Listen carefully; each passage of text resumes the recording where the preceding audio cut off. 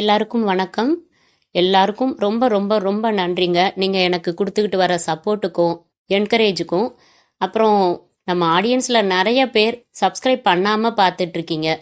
கொஞ்சம் நீங்களும் சப்ஸ்கிரைப் பண்ணிட்டு பாருங்க. இது என்னோட ரிக்வெஸ்ட் தான். சப்ஸ்கிரைப் பண்ணிட்டு பக்கத்தில் இருக்கிற பெல் ஐக்கானை கிளிக் பண்ணிட்டு கூடவே வர ஆல் பட்டனையும் கிளிக் பண்ணிடுங்க.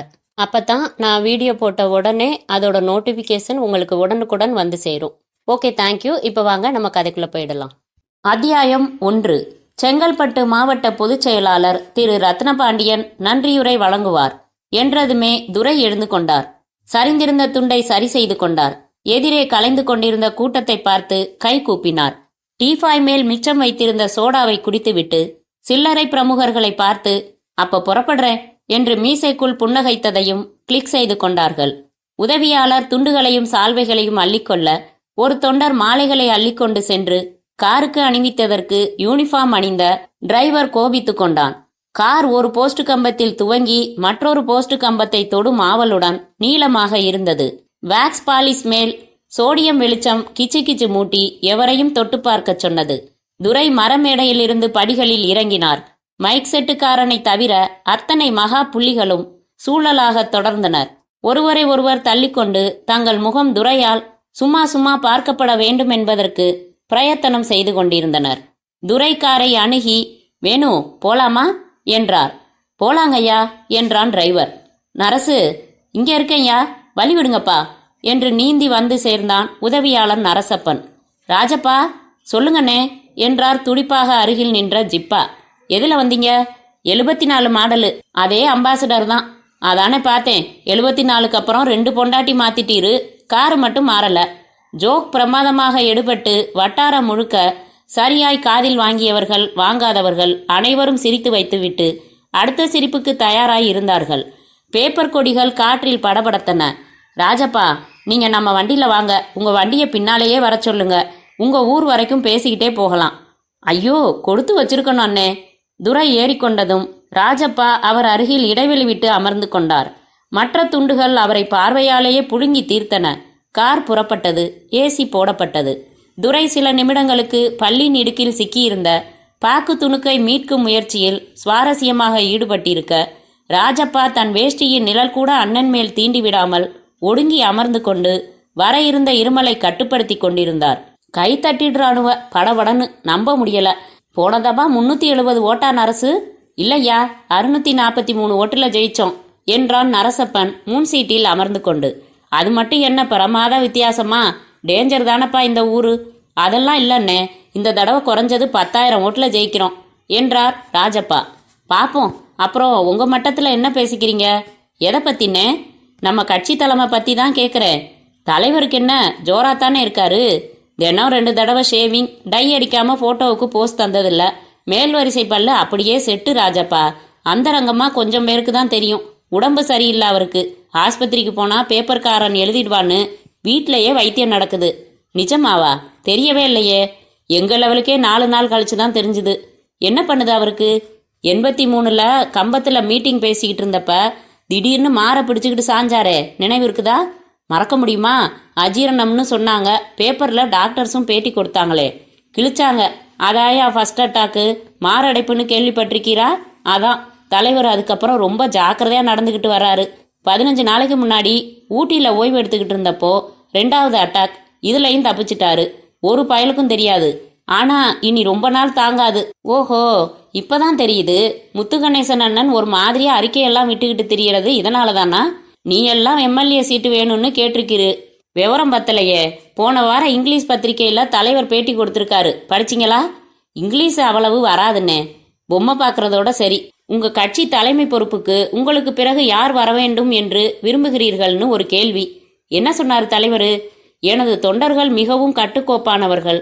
நான் யாரை சுட்டிக்காட்டினாலும் அவரை தலைவனாக ஆட்சேபனையின்றி ஏற்றுக்கொள்வார்கள். அதே அடிப்படையில்தான் கட்சியின் தலைவன் உருவாக வேண்டும் என்று நினைக்கிறேன். எனவே கட்சி உறுப்பினர்கள் அத்தனை பேரின் பிரதிநிதிகளான பொதுக்குழு மற்றும் செயற்குழு உறுப்பினர்களே அடுத்த தலைவரை தேர்ந்தெடுப்பார்கள். தற்போது அவசியம் இல்லை என்று நினைக்கிறேன். இதான் பதில். அட்டகாசம் அண்ணே. தலைவர் சொல்லிட்டாலே பல்லு மொத்தத்தையும் காட்டிக்கிட்டு ஆமோதிச்சிடுறதா? என்ன அட்டகாசத்தை கண்டுட்டீர் இதுல? நம்ம கட்சி எப்படி ஆரம்பமாச்சு தெரியுமா? இதோட முதல் ஏற்பாடு கூட்டமே என் வீட்டு மொட்டை மாடியில தான் நடந்துச்சு. மொத்தம் 4 பேர் தான் கலந்து பேசினோம் கட்சி ஆரம்பிக்கலாமான்னு. யார் யாரு தலைவரு? நான், உத்திராபதி அண்ணாச்சி, ஈரோடு ஏழுமலை. தலைவர் வேணவே வேணாம்னாரு. உங்க செல்வாக்கு உங்களுக்கு புரியல, விலகி வந்து ஆரம்பிப்போம், நிச்சயமா ஜொலிப்பீங்கன்னு உதார் கொடுத்தது நான் தான். அதே மாதிரி வந்தோம், ஆரம்பிச்சோம். முதல் எலெக்ஷன்ல தோல்வி, அடுத்ததுல எதிர்கட்சி, அதுக்கு அடுத்ததுல ஆளும் கட்சி. ஊழல் பட்டியல் கொடுத்தானுங்க. எதிர்கட்சியில நாங்க சுத்தமானவங்கன்னு நிரூபிக்கிறோம். மக்களை சந்திச்சுட்டு மறுபடி சட்டசபைக்கு வர்றோம்னு நாமே கலைச்சிட்டு இதோ தேர்தலை சந்திக்க போறோம். சென்ட்ரல் தலையிட்டு நம்ம அரசை கலைக்கிறதுக்கு முன்னாடி நாமே வெளியில வந்தது ஒரு பெரிய சிம்பதி உருவாகி இருக்கு. நிச்சயமா மறுபடி நாம தான், அதுல சந்தேகமே இல்லை. இன்னும் 10-15 சீட்டு கூட கிடைச்சாலும் கிடைக்குமே ஒழிய குறைய வாய்ப்பில்லை. இப்போ பிரச்சனை என்னன்னா, நாம ஜெயிச்சிடுறோம். ஒரு ரகசியம் சொல்றேன். உடல்நிலை கருதி நம்ம தலைவர் கட்சி தலைமை பொறுப்புல இருந்து விலகி அவர் கண்ணெதிரிலேயே அடுத்த நபரை அரியாசனத்துல உட்கார வைக்க போறாரு. அது யாரு? அதான் கேள்வி. சிக்கலான கட்டம் தானே. கட்சியை உருவாக்கினப்பவே நீங்க பக்கபலமா இருந்திருக்கீங்க. ஆனா கட்சிக்குள்ள செல்வாக்கு முத்துகணேசன் அண்ணனுக்கு கொஞ்சம் அதிகமா தான் இருக்கு. என்னைக்கு வந்தவன் இவன்? ஆட்சிக்கு வந்ததும் வந்து ஒட்டிக்கிட்டான். 1 வருஷம் தாயா ஆச்சு இவன் கட்சிக்கு வந்து. போன மினிஸ்ட்ரியில இந்த ஆளுக்கு மந்திரி பதவி கொடுத்ததுக்கே எனக்கும் தலைவருக்கும் கடுமையான வாக்குவாதம் ஏற்பட்டு 15 நாள் சந்திச்சுக்காம பேசாம இருந்தோம். கேள்விப்பட்டேன்னே. 3 தடவை ஜெயிலுக்கு போயிருக்கான் ஐயா. ஒவ்வொரு தடவையும் 3 மாசம். தொடையில தழும்பு பாக்குறியா? வேலூர் ஜெயிலில் மிதின்னு மிதிச்சான் ஒரு ஆஃபீஸரு. ஒரு நாளைக்கு 4 மணி நேரம் தாயா தூங்குறேன். ஒரு மாசத்துல 15 நாளைக்கு மேல கூட்டங்கள் ஒத்துக்கிறேன். முத்துகணேசன் கட்சிக்காக என்ன உழைச்சிருக்கான்? தமிழ் கொஞ்சம் விளையாடுது, அதை மட்டும் வச்சுக்கிட்டு பெரிய நாற்காலியில உட்காரணும்னா எப்படி? அதான் கேட்டேன், உங்க லெவல்ல அடுத்த தலைவரா யார பேசிக்கிறாங்கன்னு. அண்ணே கோச்சுக்க கூடாது. சொல்லுங்கய்யா சும்மா. சில பேர் நீங்க தான் வரணும், அதான் நியாயம்னு பேசினாலும் முத்துகணேசன் அண்ணனுக்கு கொஞ்சம் வாய்ஸ் அதிகமாக தான் இருக்கு. உண்மையா அவர் எப்படியோ, ஆனா ரொம்ப நல்ல பேரு வாங்கி வச்சிருக்காருன்னு சொல்றாங்க. நர்ஸு, முத்துகணேசன் நல்ல பேரு வாங்கி வச்சிருக்கானா கேட்டுக்க. தண்ணி போடாம தமிழே வராதியா அவனுக்கு. வீட்டில் அழகா பொண்டாட்டி, கடலூர்ல ஒரு வப்பாட்டி, விருதுநகர்ல ஒரு வப்பாட்டி. இது பத்தாதுன்னு ஞாயிற்றுக்கிழமன்னா நரம்ப முறுக்கிட்டு புறப்பட்டுடுறான். மெட்ராஸ்ல 6 பங்களாயா அவனுக்கு. சும்மா தூசி படியுது. காசியப்பன் தெரியாது? ஆமா, சினிமா ப்ரொடியூசரு. அது 10 வருஷத்துக்கு முன்னாடி. இப்ப ஏது பணம்? இப்ப அவன் தான் இவனுக்கு எல்லா ஏற்பாடும். ஒரு குட்டி புதுசா சினிமாவுக்கு வந்துடக்கூடாது, மடக்கி பிடிச்சு கொண்டாந்துருவான். ப்ளூ ஃபிலிம் கேசட்டை போட்டு ஓட விட்டுக்கிட்டு கும்மாலாம். பச்சை அயோக்கியன். இவனுக்கு முதல்வராக ஆசை. விளக்கமாத்துக்கு பட்டு குஞ்சம் கேக்குது. அண்ணே, தாம்பரம் வந்துடுச்சு. அப்படியே ஓரமா இறக்கி விட்டீங்கன்னா. வேணும், நிறுத்தப்பா. கார் நிற்க. கவலைப்படாதீங்கண்ணே, நீங்க வந்துடுவீங்க. என்ன கவலை எனக்கு? உங்க மாதிரி உண்மையான மனுஷங்க இருக்கிற வரைக்கும். அப்புறம் நாம பேசினதெல்லாம் வெளியில விட மாட்டேன்னே. என்னையா புரியாத ஆளா இருக்கீரு? முத்துகணேசன் யோக்கியதை தெரிஞ்சுக்கணும்னு தானே மெனக்கட்டு வண்டியில ஏத்திக்கிட்டு விபரமா சொன்னேன். சந்திக்கிற நம்ம கட்சி முக்கிய புள்ளிங்க அவ்வளவு பேர்கிட்டையும் சொல்லுங்கய்யா. நான் சொன்னதாகவே சொல்லுங்க தைரியமா. வரட்டுமா? வணக்கம்னே. ராஜப்பாவை இறக்கி விட்டு கார் புறப்பட. என்ன நரசு, ராஜப்பா ஒருத்தங்கிட்ட சொன்னது 1 லட்சம் பேர்கிட்ட சொன்னதுக்கு சமானம் தானே? ஆமாங்க ஐயா. இது வரைக்கும் மறைமுகமா எதிர்ப்பு காட்டிக்கிட்டு இருந்தீங்க. இப்பதான் நேரடியா முத்துகணேசனை எதிர்த்து பேசியிருக்கீங்க. நாளை காலையிலேயே முத்துகணேசன் காதுக்கு போயிடும். அநேகமா தலைவர்கிட்ட ஓடுவாரு. தலைவர் உங்களை கூப்பிட்டு அனுப்புவாரு. போக மாட்டேன். போன்ல கேட்டா ஆமா சொன்னேன்னு சொல்லுவேன். இனிமே மறைமுகம் எல்லாம் கிடையாது. நேத்தைக்கு வந்த பைய ரொம்ப தான் கொண்டாடுறானுங்க. ஒரு கை பாத்துடணும் நர்ஸு. ஆமாங்க ஐயா, திமிர் பேச்சு அதிகமாயிட்டே வருது. ஒட்ட புடுங்கி எரிஞ்சிடுறேன். துரைய புரியல அவனுக்கு. 10 வருஷமா பட்டு வேட்டி பட்டு சட்டை போட்டு பவ்யம் காட்டுறேன் இல்ல, உடனே பசுன்னு நினைச்சிட்டானுங்க. ஒரிஜினல் துரைய காமிச்சிடணும். அப்பதான் இன்னொருத்தன் வாழாட்ட மாட்டான். முத்துகணேசனை நார் அடிச்சிடுறேன் பாரு. வின்சென்ட்டுக்கு சொல்ல சொன்னேனே. சொல்லிட்டேன் ஐயா. நம்ம வீட்டில் காத்துக்கிட்டு இருப்பான். கார் மீனம்பாக்கத்தை கடந்து கத்திப்பாரா சந்திப்பில் திரும்பி அண்ணா சாலையில் தன்னை இணைத்து கொண்டது. அத்தியாயம் 2. வரவேற்பறையில் வின்சென்ட் காத்திருந்தான். காலடியில் லெதர் பேக் வைத்திருந்தான். காலர் இல்லாத வட்டக்கழுத்து காட்டன் பனியன் அணிந்திருந்தான். லேசான தொந்தி, ஜீன்ஸ் பேண்ட். தலையை தூக்கி வாரியிருந்தான். பாக்கெட்டுக்குள் வைத்திருந்த சிகரெட்டை புகைக்கலாமா வேண்டாமா என்று யோசித்தான். பையன் கொண்டு வந்து வைத்துவிட்டு போன குளிர்பான பாட்டிலுக்கு வியர்க்க ஆரம்பித்திருந்தது. ஸ்ட்ரா எடுத்துவிட்டு கொஞ்சம் குடித்தான். சைடு கண்ணாடி அலமாரியில் புத்தக தலைப்புகளை படிக்க நினைத்தான். கார்பெட்டை மிதித்து கொண்டு நடக்க தயக்கமாய் இருந்தது. இதென்ன முட்டாள்தனமாக தூய வெள்ளையில் இத்தனை உயர்தர கார்பெட் விரித்து வைத்திருக்கிறார்கள். பிறகுதான் கவனித்தான். சோஃபா செட்டுகள், திரைச்சீலைகள், ஃபேன், வால்பேப்பர், ஃபால் சீலிங், ஜன்னல் கம்பி என்று அத்தனையும் வெள்ளை நிறத்தில் இருந்தன. ஒரு வகை சைக்கலாஜிக்கல் அணுகுமுறையோ? எங்கள் பாஸ் இதை போல தூய்மையானவர் என்று இவை பிரகடனப்படுத்துகின்றனவோ? வின்சென்ட் எழுந்து அலமாரியை அணுகி தலையை சாய்த்து புத்தக தலைப்புகளை வரிசையாக பார்த்தான். சில புத்தகங்களை வேட்டி கட்டின துரையோடு இணைத்து சிந்திக்க முடியவில்லை. இதெல்லாம் நிஜமாய் படிப்பாரா, இல்லை பந்தாவுக்காக வாங்கி அடுக்கியிருக்கிறாரா என்று கேள்வி எழுந்தது. அவன் சம்பந்தப்பட்ட போட்டோகிராஃபி பற்றி ஒரு புத்தகம் இருந்தது. கதவை தள்ளி கையில் எடுத்து பார்த்தான். சோஃபாவில் உட்கார்ந்து கொண்டு பக்கம் பக்கமாக புரட்டினான். வாசலில் கார் வந்து நிற்கும் சத்தம் கேட்டதும் எழுந்து கொண்டான். துரை அவசரமாக உள்ளே வர, வணக்கம் சார் என்றான். துரை புருவம் சுருக்கி உடனே தெளிவு பெற்று, வின்சென்ட், எஸ், நான் தான் வர சொன்னேன். எதுவும் சாப்பிட கொடுத்தாங்களா? கூல்ட்ரிங்க் குடிச்சேன். வாப்பா, மாடிக்கு போய் பேசலாம். துரை படிகள் ஏறி மாடிக்கு விரைவாக சென்றுவிட தயங்கி நின்ற வின்சென்ட்டை நரசப்பன், வாங்க வின்சென்ட் என்று அழைத்துச் சென்றான். வீட்டின் சைடு பகுதியில் இருந்த சிட்டவுட்டில் பிரம்பு நாற்காலியில் அமர வைத்தான் நரசப்பன். வின்சென்ட் அமர்ந்து கொண்டு நெட்டிலிங்க மரங்களின் தலையசைப்பை ரசித்து கொண்டு நேரம் பார்த்து கொண்டான். 10:25. தனது படுக்கை அறையில் இருந்து துரை வந்தார். இடுப்பில் ஒரு லுங்கி, மேலே எதுவும் அணியவில்லை. உடம்பு முழுக்க சுருள் கேசம் மண்டி இருந்தது. வின்சென்ட்டின் எதிரே அமர்ந்து கொண்டார். எதுல வந்த தம்பி? ஸ்கூட்டர்ல. அப்போ நரசு, வேணுவ போக சொல்லிடு. பிராந்தி சாப்பிடுவியாப்பா? பழக்கம் இல்லைங்க. பீர் எப்பவாவது மட்டும். நரசு, கொண்டாரேங்க. உங்களுக்கு? வேணாம். நரசப்பன் விலகினான். சிகரெட் பிடிக்கிறதுனா பிடிச்சிக்கோ வின்சென்ட் என்றார் துரை. வேணாங்க, என்னை எதுக்காக வர சொன்னீங்கன்னு சொல்றேன். நிறைய கேமரா வச்சிருக்கியா? 7 இருக்குங்க. லேட்டஸ்டா இருக்கா? ஃப்ளாஷ் லைட் அடிக்காம கிளிக் சத்தம் இல்லாம கூட படம் எடுக்கலாமாமே. வச்சிருக்கேங்க, அதிகம் உபயோகிக்கிறதில்ல. இப்போ உபயோகிச்சிடு. துரை லேசாக சிரித்தார். பச்சை சிவப்பு என்று மின்னிக்கொண்டு தாழ்வாக கடந்த விமானத்தை சின்ன குழந்தையைப் போல பார்த்தார். பங்களா வாசலில் கூர்கா நாயை கொஞ்சிக் கொண்டிருப்பதை பார்த்து கை தட்டினார். ஜம்பு இங்கே அனுப்பு என்றார். ஜம்பு தாவி புறப்பட்டது. 20 வினாடிகளில் அவர் மடிமேல் 2 முன்னங்காலையும் தூக்கி வைத்துக்கொண்டு அரையடிக்கு நாக்கை தொங்க போட்டுக்கொண்டு பளிங்கு கண்களை சிமிட்டியது ஜம்பு. சாருக்கு குட் ஈவினிங் சொல்றா. ஒரு காலால் தலையை தொட்டு லொல். வின்சென்ட், குட் ஈவினிங் என்றான் அசட்டுத்தனமாய். நரசப்பன் ஒரு கிளாஸும் நனைந்த பீர் பாட்டிலும் கொண்டு வந்து பக்குவமாக உடைத்து நுரை அடங்க அடங்க கிளாஸில் ஊற்றி வைத்துவிட்டு நகர்ந்தான். ஜம்புவுக்கு சாப்பாடு போட்டுடு நரசு. சரிங்கய்யா. வாடா ஜம்பு. ஓடியது வேகமாக. சாப்பிடுப்பா வின்சென்ட். இப்போது அவனுக்கு பீர் தேவையா இல்லை. ஆனால் மறுப்பதற்கும் தைரியமில்லை. கிளாஸை எடுத்து ஒரே மூச்சில் பாதி காலி செய்துவிட்டு வைத்தான். தம்பி, ரகசியமா எனக்கு ஒரு காரியம் செய்து தரணும் நீ. சொல்லுங்க சார். முத்துகணேசன் தெரியுமில்லையா? நல்லா.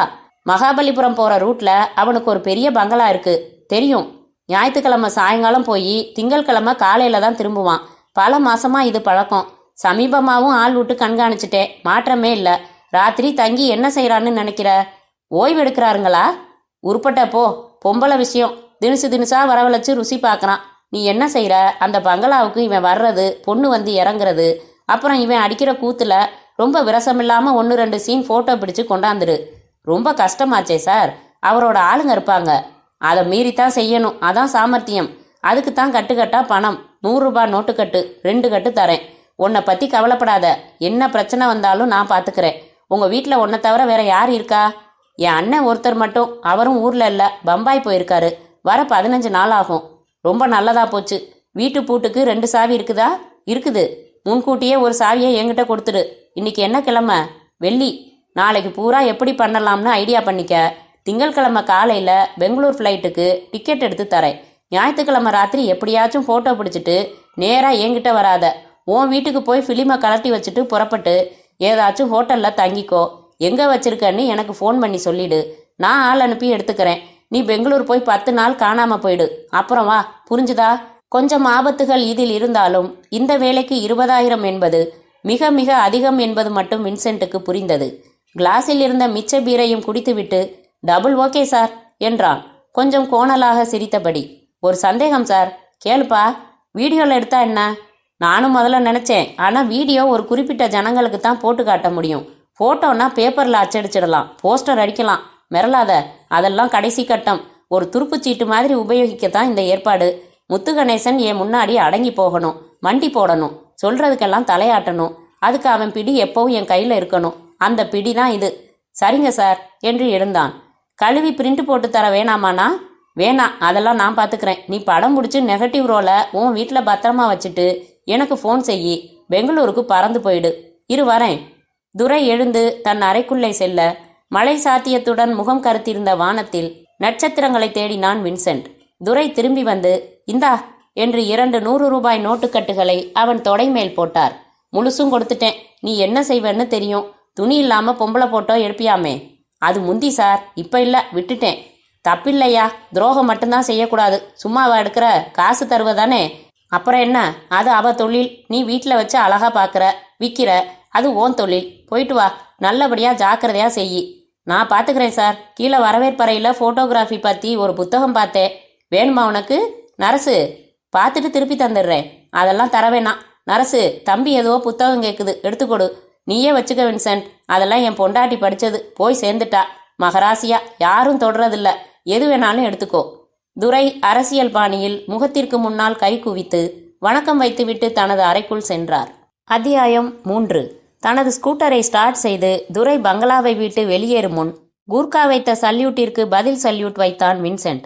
தெருமுனையில் இருந்த டிபன் கடை வாசலில் நிறுத்திவிட்டு திறந்தவெளி மேஜைக்கு முன்னால் தகர ஸ்டூலில் அமர்ந்து சூடா 4 இட்லி என்றான். வின்சென்ட் கொஞ்சம் கனவுகள் வைத்திருந்தான். சொந்தமாய் ஒரு வீடு, ஒரு குட்டி கார், வீட்டின் சைடில் எக்ஸசைஸ் செய்வதற்கு பார் கம்பிகள், கட்டி போடப்பட்டு ஒரு நாய், பின்பக்கமாக வந்து அணைக்க ஒரு மனைவி, அவள் முகம் 1 மில்லிமீட்டர் கூட சுருங்காமல். 2000க்கு பட்டுச்சேலையா? இதோ நொடியில் கண்ணே. கழுத்துக்கு காசு மாலையா? காலையில் கடை திறக்கும் வரை காத்திரு டார்லிங். வாரம் 2 தடவை ஹோட்டல்களா? சொல்லம்மா. தாஜா சோலாவா? TV, deck, washing machine, refrigerator, vacuum cleaner, electronic அடுப்பு, இதெல்லாம் போதுமா? இல்லை பால் கணக்கு போட ஒரு ஹோம் கம்ப்யூட்டர் வாங்கித்தரவா? இந்த கனவுகள் நிறைவேற வின்சென்ட்டுக்கு தேவை 2. 1 முதலில் மனைவி, 2 கொள்ளை கொள்ளையாய் பணம். இதில் முதல் சமாச்சாரம் இப்போதுதான் தயாராகி கொண்டிருக்கிறது. மியூசிக் அகாடமியில் அன்று ஒரு வாசகர்கள் விழா. பாக்கெட்டில் பேனா செருகின எழுத்தாளர்களை மொய்த்துக்கொண்டு கும்பல். ஆட்டோகிராஃப். கேமரா தோளில் மாட்டிக்கொண்டு வின்சென்ட். அப்போதுதான் அவளின் எக்ஸ்கியூஸ் மீ. இவன் எக்ஸ்கியூஸி. எஸ் பாலகுமாரன் சாரோட நான் ஒரு ஃபோட்டோ எடுத்துக்கணும், எடுத்து தருவீங்களா? ஷியூர். சுடிதார், இரட்டை பின்னல், கண்களில் துள்ளல், உதடுகளில் லிப்ஸ்டிக் உதவு கோராத சிவப்பு விரிய, பளீர் என பற்கள், நடக்க ஜல் ஜல் என்று கொலுசு, கண்ணாடி வளையல்கள். புகையும் சிகரெட்டை பின்பக்கம் வைத்துக்கொண்டு போஸ் கொடுத்த அவரின் அருகே பவ்யமாக நின்று இந்த சிரிப்பு போதுமா, இன்னும் கொஞ்சம் வேணுமா என்றாள். கிளிக். இருங்க, எதுக்கும் இன்னொன்று எடுத்துடுறேன். கிளிக். என் பேர் வந்தனா என்றாள். சந்தோஷம். இந்த ஃபோட்டோ எப்போ எங்கே வாங்கிக்கிறது? நாளைக்கு வடபழனி சேஷமஹாலில் ஒரு கல்யாணம், நான் தான் கவர் செய்கிறேன். அங்கே வந்தீங்கன்னா? வந்தாள். அவளை மட்டும் தனியாக பெரியதாக பிரிண்ட் போட்டு கொடுத்தான். இது நான் கேட்கலையே. நானா போட்டேன், வச்சுக்கங்க. எதுக்கு? ஏன் நினைவா வச்சுக்கங்க. உங்களை நான் ஏன் நினைக்கணும்? அப்போ விடுங்க, நான் வச்சுக்கிறேன். உங்களுக்கு எதுக்கு? உங்கள் நினைவா? என்ன நீங்கள் ஏன் நினைக்கணும்? பிகாஸ் தெரியல என்றான் வின்சென்ட். நல்ல வேளை, நான் பயந்தே போயிட்டேன். ஏன்? ஒருவேளை என்ன லவ் பண்ணுறதா சொல்லிடுவீங்களோன்னு நினச்சேன். ஒருவேளை அப்படி சொல்லியிருந்தா? ஃபன்னி, ஒரு சந்திப்பில் காதல் வராது மிஸ்டர். ராமனும் சீதையும் ஒரே பார்வையில். இலக்கிய கப்சா சார். ஒரு சந்திப்பில் லவ் இம்பாசிபிள். பின்ன எத்தனை சந்திப்பில்? புரிஞ்சுக்கிற வரைக்கும் மனசை. அடிக்கடி சந்திக்கலாமா? ஏன்? புரிஞ்சுக்கத்தான். பேச்சு இன்டெலிஜென்ட்டாக இருக்குது. ஃபோட்டோவும் அப்படித்தான். 16 வருஷமாக படம் எடுக்கிறேன். 400 பெஸ்ட் ஒரு கலெக்ஷனாக வச்சுருக்கேன். எக்ஸிபிஷன் வைக்கிற அளவுக்கு காசு இல்லை. போட்டிக்கு அனுப்புகிற அளவு சிபாரிசும் இல்லை. சில வினாடிகள் மௌனமாக பார்த்தாள். உங்கள் கலெக்ஷனை நான் பார்க்கணுமே. எப்போ? இப்போவே முடிஞ்சா கூட. எனக்கு கல்யாணம் முடிகிற வரைக்கும் வேலை இருக்கே, காத்திருக்கேன். வேலைகள் முடித்து விட்டு அவன் புறப்படும் வரைக்கும் காத்திருந்தாள். மண்டபத்தை விட்டு வெளியில் வந்து தயங்கினான். நான் ஸ்கூட்டர் எடுத்துக்கிட்டு வந்திருக்கேன், எப்படி போகிறது? சோவாட், உங்கள் ஸ்கூட்டரில் பின் சீட் இருக்கே. பள்ளத்தில் வண்டியை இறக்காமல் கவனமாக ஓட்டி வீட்டிற்கு வந்து சேர்ந்தான். கதவு திறந்தான். வாடகை வீடு தான். வீட்டில் லேடிஸ் கிடையாது, கசமுசான்னு தான் கிடக்கும். ஒரு அண்ணன் மட்டும் என்னோட இருக்காரு. உள்ளே வாங்க. How about a cup of Horlicks? முதல்ல உங்கள் கலெக்ஷன். அது என்ன அசத்துச்சுன்னா அடையார் பார்க் ஹோட்டலில் உங்களுக்கு என் ஸ்பெஷல் பார்ட்டி நாளைக்கு. எங்க பார்க்கலாம்? 6 ஆல்பங்களை கொண்டு வந்து அடுக்கினான். பொறுமையாக பார்த்தாள். நிமிர்ந்தாள். You win. நாளைக்கு 5 மணிக்கு வெயிட் பண்ணுங்க, நான் வந்து பிக்கப் பண்ணிக்கிறேன். பிக்கப் என்றால் கார்? எஸ். காண்டேசாவில் வந்தாள். பிரமித்தான். பெரிய இடமாக அவன் கற்பனை செய்யவில்லை. ஹாரன் அடித்து கமான் வின்சென்ட் என்றதில் சார் தொலைந்து போயிருந்தது. 2 பேருக்கு பாதி வயிற்றுக்கு அதை இதை கொறித்ததற்கும் ஏசியை உடலில் தொட்டு கொண்டதற்குமாய் சேர்த்து 300 சில்லறை பில்லை அழகான பீங்கான் தட்டு ஏந்தி வந்தது. டிரைவ் செய்வீங்களா என்றால் சாவியை தூக்கி எறிந்து. பக்கத்தில் உட்காந்து பார்ப்பேன். டிரைவிங் தெரியணும் வின்சென்ட். சினிமா பாருங்க, திடீர்னு ஹீரோ ஹெலிகாப்டர் ஓட்டுவான்.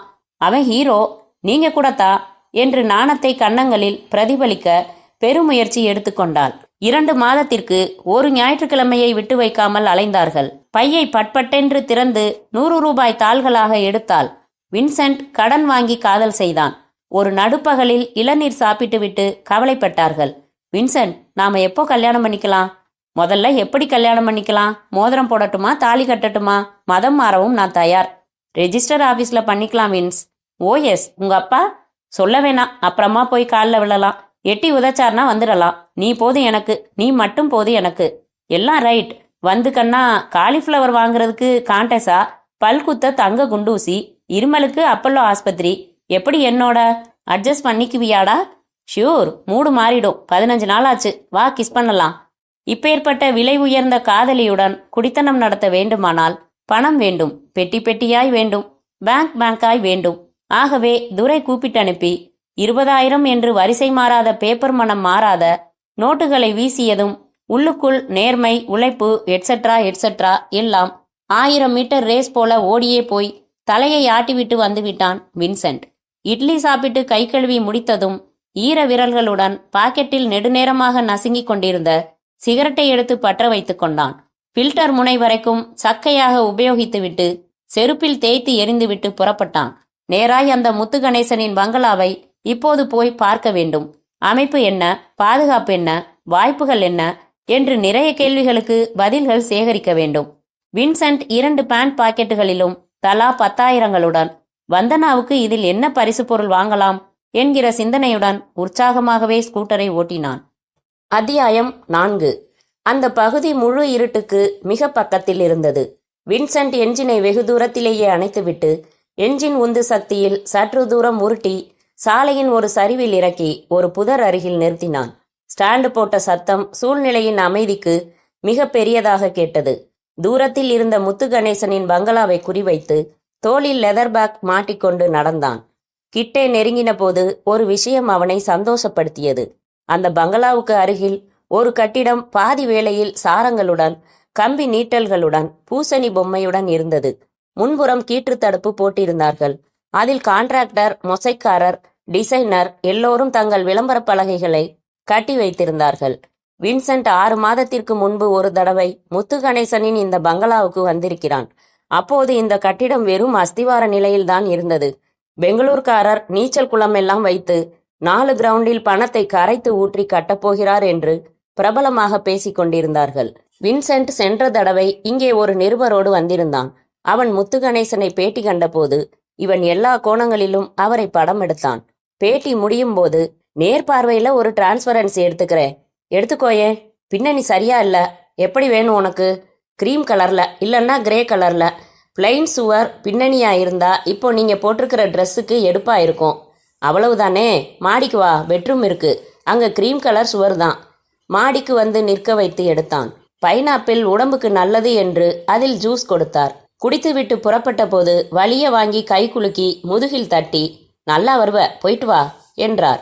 வின்சென்ட் நினைவுகளை ஒத்தி போட்டு அந்த பாதி கட்டிடத்தை மெதுவாக அணுகினான். கேட்பார் எவரும் இல்லை. கீற்றுத்தட்டி மறைப்பில் கீழே கதவு இருந்தது, திறந்திருந்தது. அதன் வழியாக எட்டி பார்த்தான். காணோம். பகலில் வேலைகள் முடித்துவிட்டு போய்விடுவார்கள் போலிருக்கிறது. இரவில் வாட்ச்மேன் என்று யாரையும் போடவில்லை போலிருக்கிறது. வின்சென்ட் உள்ளே நுழைந்தான். அந்த கட்டிடம் முதல் ஃப்ளோர் கான்கிரீட் தளம் போட்டு முடித்து 2வது தளத்திற்காக கான்கிரீட் போடப்பட்டிருந்தது. தகர ஷீட்டுகளை தாங்கி சவுக்கு கம்பிகள் முட்டு கொடுத்து கொண்டு ஏராளமாக நின்றன. வின்சென்ட் இன்னும் சிமெண்ட் பூசப்படாத படிகளில் ஏறி முதல் தளத்திற்கு வந்தான். முத்து கணேசன் பங்களா இருக்கும் பகுதியை பார்க்கும் வசதிக்கு ஒரு சிட் அவுட் நீட்டல் இருந்தது. கைப்பிடியாக இரும்பு கிரில் வைக்கப்பட்டிருந்தது. அருகே வந்து நின்று கொண்டு பங்களா பகுதியில் கண்களை ஓட்டி தன் அதிர்ஷ்டத்தை வியந்தான். இவன் நின்று கொண்டிருந்த இடத்திற்கும் நேர் எதிரில் பங்களாவின் முதல் மாடியில் இருக்கும் முத்து கணேசனின் படுக்கை அறையின் அகலமான ஜன்னல் நெடுக்குவாட்டில் 6 கண்ணாடி கதவுகள் இருந்தன. ஆறில் ஒன்று விட்டு ஒன்று திறந்திருந்தது. வெளியிலிருந்து வரும் மெல்லிய வெளிச்சத்தில் யூகமாக கட்டில் தெரிந்தது. வின்சென்ட் தனது லெதர் ஜிப்பை இழுத்து உள்ளிருந்து கேமரா எடுத்து அதில் டெலிலென்ஸ் பொருத்தி ஜூம் செய்து வியூ பார்த்து மிக திருப்தியானான்.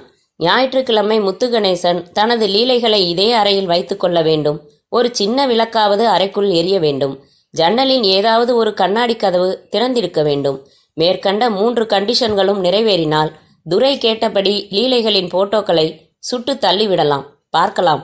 மற்றபடி இங்கிருந்து பங்களாவின் போர்ட்டிகோவில் கார் வந்து நிற்பது, எவளாவது இறங்குவது போன்ற ஷாட்டுகள் எல்லாம் மகா துல்லியமாக எடுத்து விடலாம். அதில் பிரச்சனையே இல்லை. வின்சென்ட் வாசல் கூண்டில் கூர்க்கா இருப்பதை பார்த்தான். அதே போல போர்ட்டிகோ அருகில் யாரோ 2 பேர் தரையில் அமர்ந்து பேசிக்கொண்டு இருந்தார்கள். வேலைக்காரர்களாக இருக்கலாம். முத்துகணேசனுக்கு இதே போல சென்னையிலேயே 4 5 பங்களாக்கள் இருப்பதாக சொன்னார்கள். வின்சென்ட் வந்த வழியே திரும்பி தட்டிக்கதவை முன்போல சாத்தி வைத்துவிட்டு குவிந்து கிடந்த 2 லாரி கருங்கல் ஜல்லியில் ஒரு கை அள்ளிக்கொண்டு ஒவ்வொன்றாக சிந்திக்கொண்டே தன் ஸ்கூட்டரை நிறுத்தியிருந்த இடத்தை நோக்கி நடந்தான். ஸ்கூட்டரை ஓட்டிக்கொண்டு சிந்தித்தான். இதில் சிக்கல் எதுவும் இருக்கிறதா? மாட்டிக்கொள்ள வாய்ப்புகள் ஏதாவது இருக்கிறதா? கட்டிக்கொண்டிருக்கும் கட்டிடத்தில் லைட் என்பதே கிடையாது. 100% இருட்டு. நான் நின்று வியூ பார்த்த அந்த சிட் அவுட்டையே பார்க்க முடியவில்லை தனியாக. அதனால் அதில் நான் நிற்பது டார்ச் அடித்து பார்த்தாலே தவிர தெரியவே தெரியாது. நானும் ஃப்ளாஷ் எதுவும் உபயோகிக்கப் போவதில்லை. கேமராவின் கிளிக் சத்தம் 20 அடிக்கு மேல் கேட்காது. ஆனாலும் நான் அந்த சத்தமே இல்லாத வெளிநாட்டு நவீன கேமரா தான் உபயோகிக்கப் போகிறேன். எனவே மாட்டிக்கொள்ள கொஞ்சம் கூட சந்தர்ப்பம் இல்லை. துரை நான் எடுக்கும் படங்களை வைத்துக்கொண்டு என்ன செய்ய போகிறார்? நிஜமாகவே முத்துகணேசனை மிரட்டி மேலே வளரவிடாமல் தன் கைப்பிடிக்குள் வைத்துக் கொள்வதற்காகத்தானா? இல்லை மனுஷன் சொன்னது போல பத்திரிகைகளில் வெளியிட? சேச்ச, 2 பேரும் ஒரே கட்சி, கிட்டத்தட்ட ஒரே ரேங்கில் இருக்கிறார்கள். கட்சியின் அடுத்த தலைவர் ஆசை 2 பேருக்குமே உண்டு. இப்போது அதற்கான சாத்தியக்கூறுகள் முத்துகணேசனுக்கு சற்று அதிகமாக இருக்கின்றன. அதை குறைத்து தன்னை நிமிர்த்தி கொள்ளவே இந்த சதி வேலைகள். அப்படியென்றால் துரைசார் கணக்குப்படி தனது ஒரே போட்டியான முத்துகணேசனை முடக்கி போட்டுவிட்டால் இவரே கட்சியின் அடுத்த தலைவர். வருகிற தேர்தலில் ஜெயிக்கப் போவது சந்தேகமே இல்லாமல் இந்த கட்சிதான். மக்களிடம் அவ்வளவு ஆதரவும் அனுதாபமும் பெற்றிருக்கிறது. ஆகவே ஜெயித்த பிறகு ஆட்டோமேட்டிக்காக கட்சியின் தலைவரான துரைசார்தான் முதலமைச்சர். நமது மாநிலம் முழுவதையும் நிர்வகிக்கும் எத்தனை பெரிய பதவிக்கு ஆசைப்படும் இவருக்கு எத்தனை சிறிய புத்தி! திறமை அடிப்படையில் பார்த்தோமானால் துரையை விட முத்துகணேசன் பெட்டர். இன்னும் யோசித்து கொண்டே இருந்ததில் திடீரென்று மூளைக்கு ஒரு மின்னல். நான் எடுக்கும் புகைப்படங்கள் எவ்வளவு பெரிய காரியங்கள் செய்யப் போகின்றன. ஒரு மாநிலத்தின் தலைமை பொறுப்பை நிர்வகிக்கப் போவது யார் என்பதை நிர்ணயிக்கப் போகின்றன. புகைப்படங்கள் ஒப்படைப்பதன் மூலம் துரைசாருக்கு முதலமைச்சர் வாய்ப்பையே வேரோடு சாய்க்கிறேன். அட, எவ்வளவு பெரிய வேலைகள் நான் செய்ய போகிறேன். இவ்வளவு பெரிய மகத்தான காரியத்திற்கு கூலி வெறும் 20,000 தானா? சே, ரொம்ப ரொம்ப குறைவு. ஒரு எம்எல்ஏவை விலைக்கு வாங்கவே எத்தனை லட்சங்கள் பேரம் பேசுகிறார்கள். ஒரு எம்எல்ஏ சீட்டு வாங்குவதற்கே எத்தனை லட்சங்கள் கொடுக்கிறார்கள். நான் தரப்போவது முதலமைச்சர் பதவி. இதற்கு 20,000-மா? கடைந்தெடுத்த ஏமாற்றுத்தனமாக அல்லவா இருக்கிறது. மாட்டினால் என்ன ஆகும்? என் உயிரை கடைசி சொட்டு வரை ஸ்ட்ரா போட்டு உறிஞ்சி விடுவார்கள். என் வாழ்க்கையையே பணயம் வைத்து அல்லவா இறங்குகிறேன் இதில்.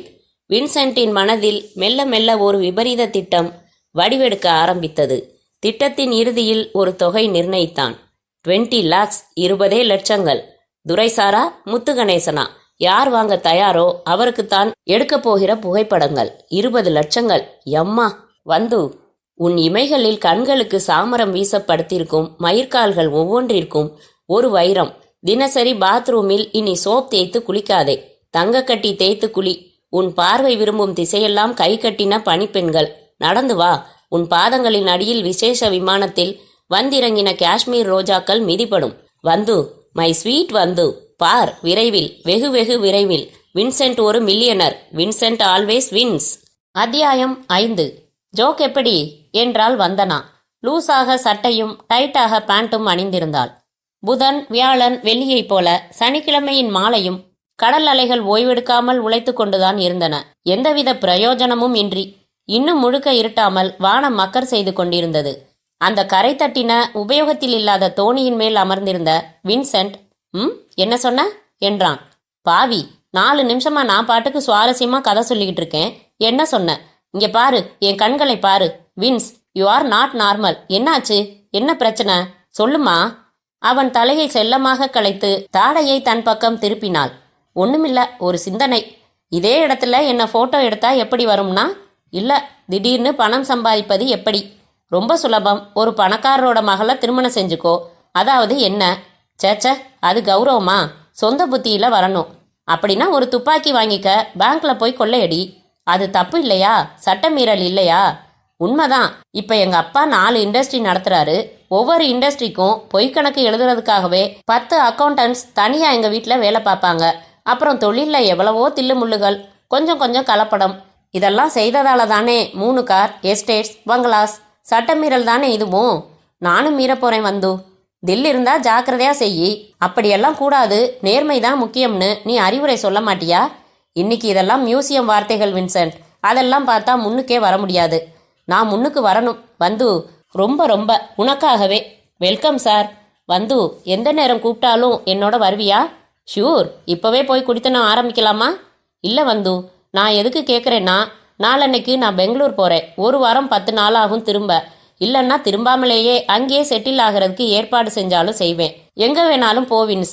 உன் அட்ரஸை எனக்கு தெரிவி, உடனே புறப்பட்டு வந்துடுவேன். I am major. யாரும் என்ன எதுவும் செய்ய முடியாது. பெங்களூர்ல என்ன செய்ய போற? ஒரு பெரிய தொகைக்கு பிளான் பண்ணிக்கிட்டு இருக்கேன். அது சம்பந்தமா. பெங்களூர்ல செட்டில் ஆகிற ஐடியா கூட நல்லா தான் இருக்கு. இங்க அழுத்து போச்சு. பெங்களூர் ஃப்ரிட்ஜுக்குள்ள வச்ச மாதிரியே இருக்கும் எப்பவும். எனக்கு ரொம்ப பிடிக்கும். வின்சென்ட் சுற்றிலும் ஒரு தரம் பார்த்துவிட்டு அவளை தன்பால் இழுத்து இறக்கி உதடுகளில் முத்தமிட்டான்.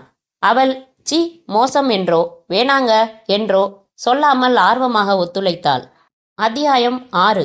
நடுவில் இருந்த சனிக்கிழமை முழுதும் யோசித்து யோசித்து தன் குறுக்கு திட்டத்தை அட்டகாசமாக மெருகேற்றி வைத்திருந்த வின்சென்ட் இப்பொழுது இருக்குமிடம் அவன் பார்த்து வைத்திருந்த அந்த எலும்புக்கூடு கட்டிடத்தின் இருள் பூசின சிட் அவுட். நேரம் இரவு 9:15. நாள் ஞாயிறு.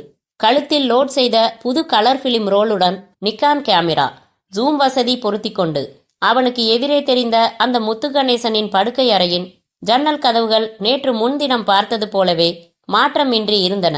உள்ளே சின்ன விளக்கு. கேட் அருகே கூர்கா. போர்டிகோ அருகே 2 பேர் மினுக் மினுக் என்று பீடி வெளிச்சத்துடன் பேசிக் கொண்டிருக்க, சற்று நேரத்தில் சாலையில் தூரத்தில் ஒலித்த ஒரு காரின் ஹாரன் அடையாளம் கண்டு கொண்ட கூர்கா அவசரமாக காம்பவுண்டின் கேட்டை திறந்து வைத்து ஒரு சல்யூட் விநியோகிக்க தயாராய் நின்றான். நீல நிற அம்பாசிடர் வேகம் குறைந்து வந்து கேட் வழியாக உள்ளே போர்டிகோ நோக்கி நீந்தி வந்தது. வின்சென்ட் கேமராவில் கண் வைத்து தயாராயிருந்தான்.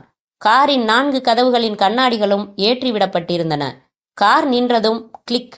டிரைவர் முதலில் இறங்கி பின் கதவை திறந்து விட்டான். முத்து கணேசன் லேசான தள்ளாடலுடன் இறங்க, கிளிக்.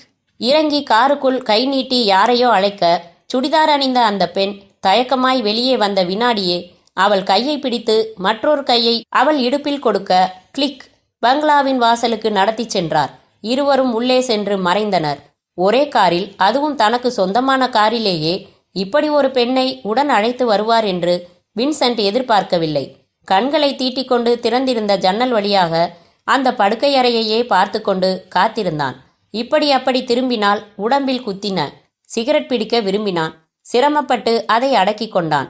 கம்பின் மேலே பாதி உரித்திருந்த பட்டையை பிடித்து இழுத்தான். நேரத்தை ஓட்டினான். மேலே வரவே போவதில்லையோ? இதேபோல் கீழேயும் ஒரு படுக்கையறை இருக்குமோ? ஒருவேளை அவர்கள் அங்கே நுழைந்திருந்தால் எவ்வளவு நேரம் காத்திருப்பது? எந்த நம்பிக்கையில் காத்திருப்பது? வின்சென்ட் குழம்பிக் கொண்டிருந்த போதே முகம் மலர்ந்தான். முத்து கணேசன் அவளுடன் படுக்கை அறைக்குள் வந்தார். கட்டிலில் அமர்ந்தார். அவள் நாற்காலியில் அமர்ந்தாள். ஒரு பணியால் உள்ளே வந்து இருவருக்கும் உயரமான பீர் பாட்டில்கள் வைத்துவிட்டு சென்றான். அவன் சென்றதும் முத்து கணேசன் எழுந்து சென்று கதவை சாத்திவிட்டு வந்தார்.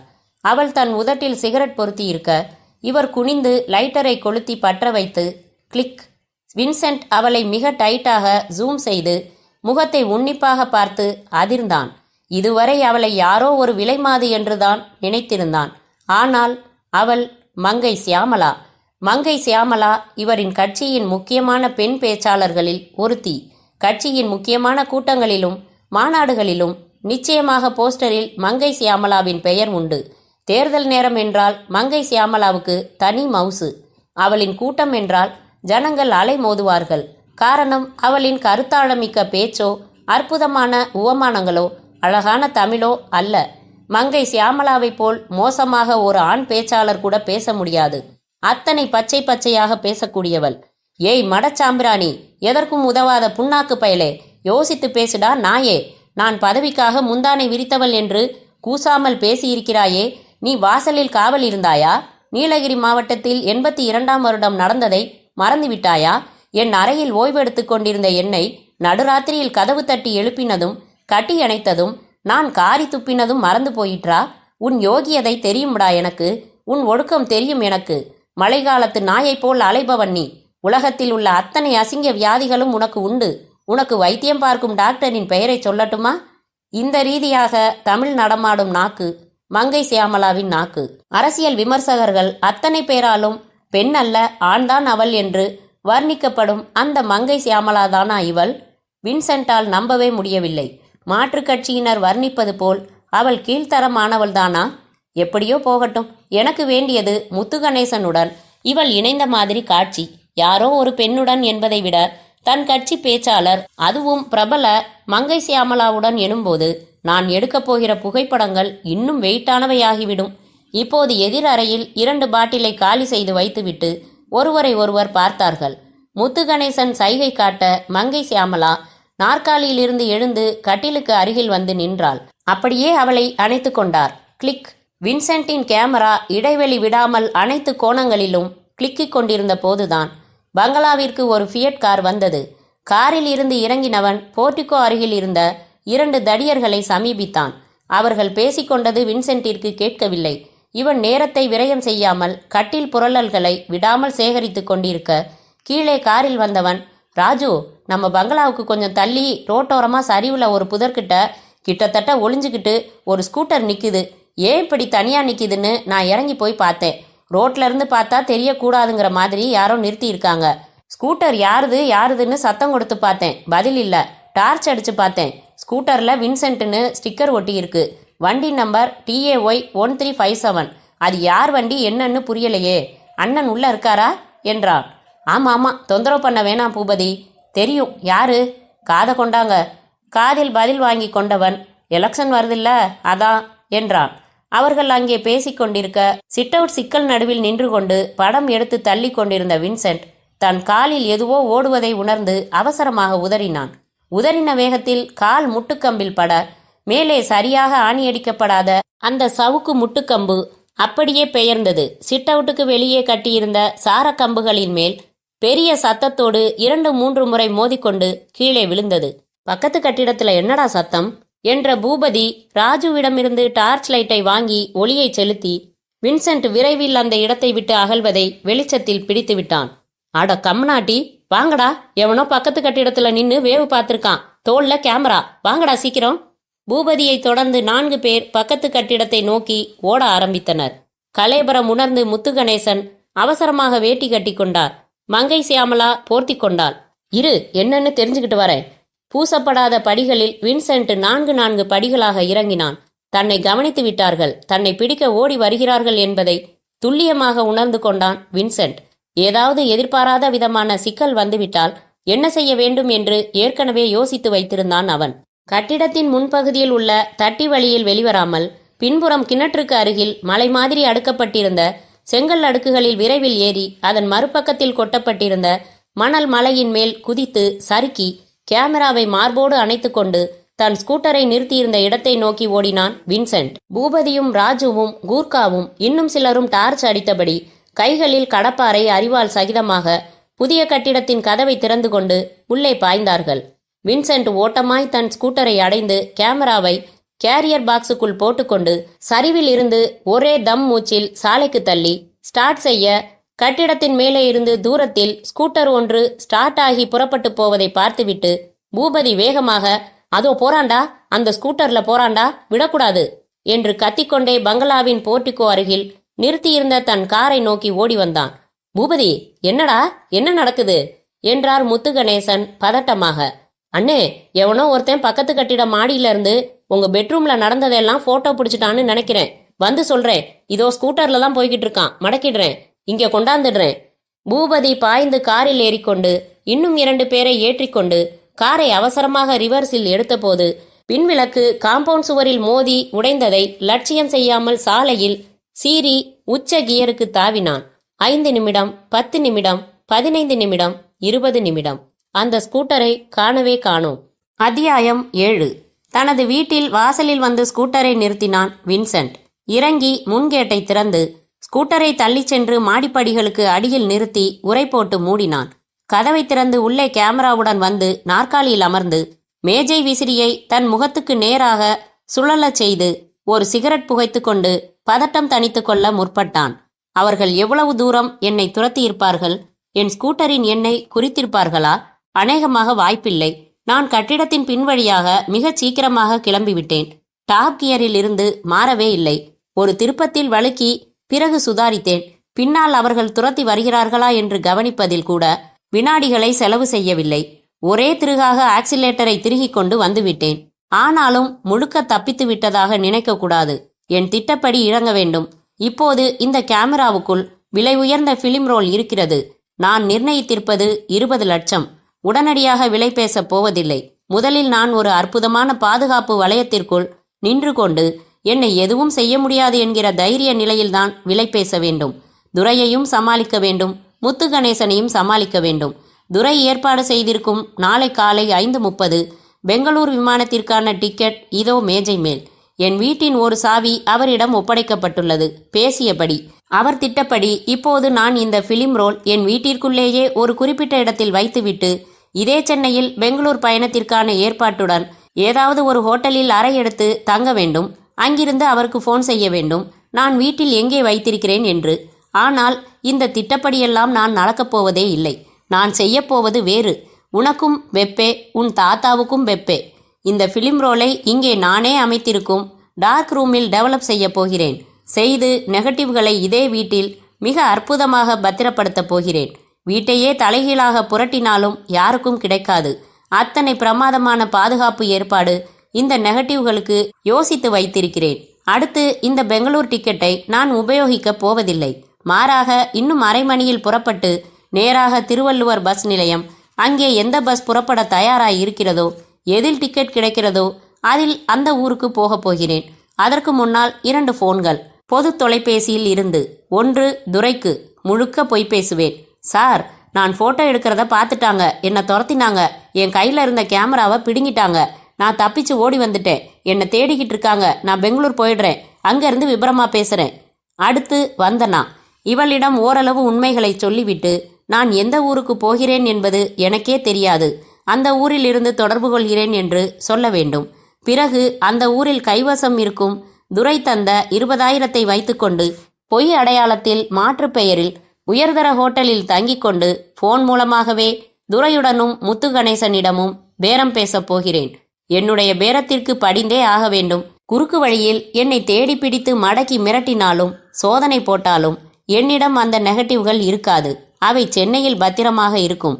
நாடகவசன ஒத்திகை போல தன் திட்டங்களை மனதிலேயே ஒருமுறை ஒத்திகை பார்த்து முடித்த வின்சென்ட் எழுந்தான்.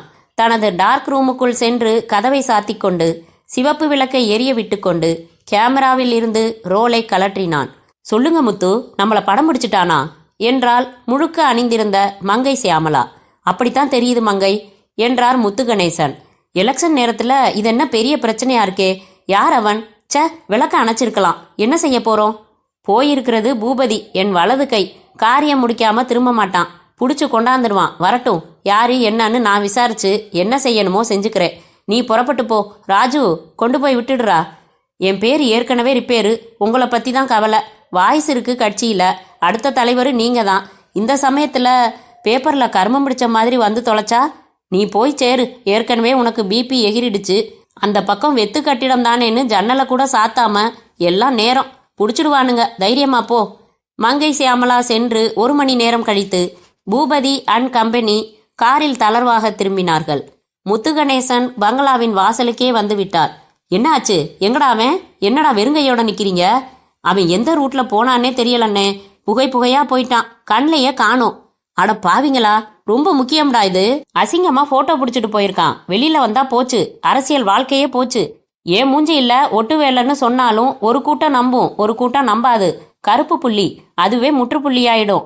ஸ்கூட்டரா பைக்கா? நம்பர் பாத்தீங்களா? அது முதல்ல பார்த்துட்டேன் அண்ணே என்றான் பூபதி. TAY 1357 ஸ்கூட்டர்ல வின்சென்ட்னு ஒட்டி இருந்துச்சு. என்று தான் அருகில் சென்று சந்தேகமாக ஆராய்ச்சி செய்ததை விவரித்தான் பூபதி. தன் மண்டையை தட்டிக்கொண்டு யோசனை செய்தார் முத்துகணேசன். பெயர் பிடிபடவில்லை. அது அவன் சொந்த வண்டியோ இல்லை இரவல் வண்டியோ? பூபதி, என் ரூம்ல பிரபலமானவர்களோட விலாசங்கள் புத்தகம் இருக்கு, அதை எடுத்துக்கிட்டு வா சீக்கிரம். கொண்டு வரப்பட்டு அதில் புகைப்படக்காரர்கள் பகுதி புரட்டப்பட்டு ஒவ்வொரு போனாக அழைத்து, உங்களுக்கு வின்சென்ட்னு போட்டோகிராஃபர் யாரையாவது தெரியுமா என்று கேள்வி கேட்டு 17 நிமிடங்களில் பதில் கிடைத்தது. ஆமா, வின்சென்ட் ஃப்ரீலான்ஸ் போட்டோகிராஃபர். ஸ்டூடியோ கிடையாது, யார் கூப்பிட்டாலும் போய் எடுப்பான். அவன் ஸ்கூட்டர் வச்சிருக்கானா? ஆமா. Number TAY 1357? ஆமா. அவன் அட்ரஸ் உடனே வேணும். சொல்றேன், குறிச்சுக்கங்க. குறிக்கப்பட்டது விலாசம் மட்டுமல்ல, வின்சென்ட்டின் மரண நேரமும். அத்தியாயம் 8. வின்சென்ட் ஸ்டவ் பற்ற வைத்து பிரெட் டோஸ்ட் செய்து ஜாம் தொட்டுக்கொண்டு சாப்பிட்டான். கை கழுவி கொண்டு சூட்கேஸ் எடுத்துக்கொண்டு புறப்பட்டான். வீட்டை பூட்டிக் கொண்டு வெளியில் வந்தான். வெளிகேட்டை திறந்து சாத்தினான். நிதானமாக நடந்தான். தெருவில் இரவு நேர அசைவ கடை இருந்தது. அடையாளமாக உயர்ந்த வால்யூமில் டூயட் பாடிக்கொண்டிருந்தது.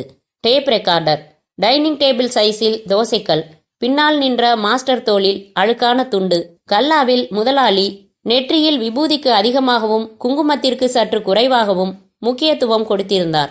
அந்த கடையை தாண்டி இருட்டில் கலந்தான். ஒரு 5 நிமிடம் இப்படியே நடந்தால் மெயின் ரோடு. மெயின் ரோட்டில் ஆட்டோ சுலபமாக கிடைக்கும்.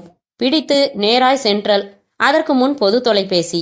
இங்கே ஒரு பெட்ரோல் பங்க் அருகில் இருக்கிறது. அங்கே பொது தொலைபேசி பொருத்தியுள்ளார்கள். 1 ரூபாய் நாணயங்கள் தன்னிடம் எத்தனை இருக்கின்றன என்று பாக்கெட்டில் துளாவி பார்த்தான். 5 இருந்தன. போதுமானது. வின்சென்ட் நடந்து அந்த பெட்ரோல் பங்கை அடைந்தான். காற்றுக்காக வெளியில் மேஜை போட்டு அமர்ந்திருந்தார்கள். ஒரு ஸ்கூட்டரும் ஒரு லாரியும் பசியாறிக் கொண்டிருந்தன. 2 காக்கி சட்டை பையன்கள் சுறுசுறுப்பாக பெட்ரோல் டீசல் புகட்டிக் கொண்டிருந்தார்கள். வின்சென்ட் பொது தொலைபேசியை அணுகினான்.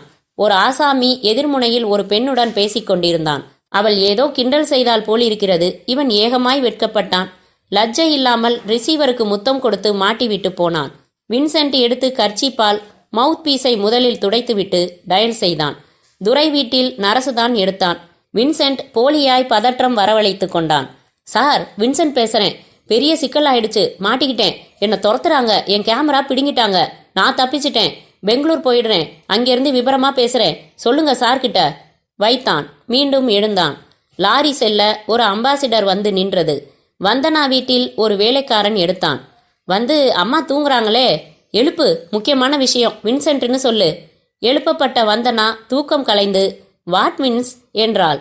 வந்து, விரிவா சொல்ல நேரம் இல்ல, ரொம்ப சுருக்கமா சொல்றேன். ஒரு பிரபலமான முக்கியமான புள்ளியோட அந்தரங்கமான லீலைகளை படம் முடிச்சிட்டேன். இந்த நெகட்டிவ்களை பத்திரப்படுத்திட்டேன்.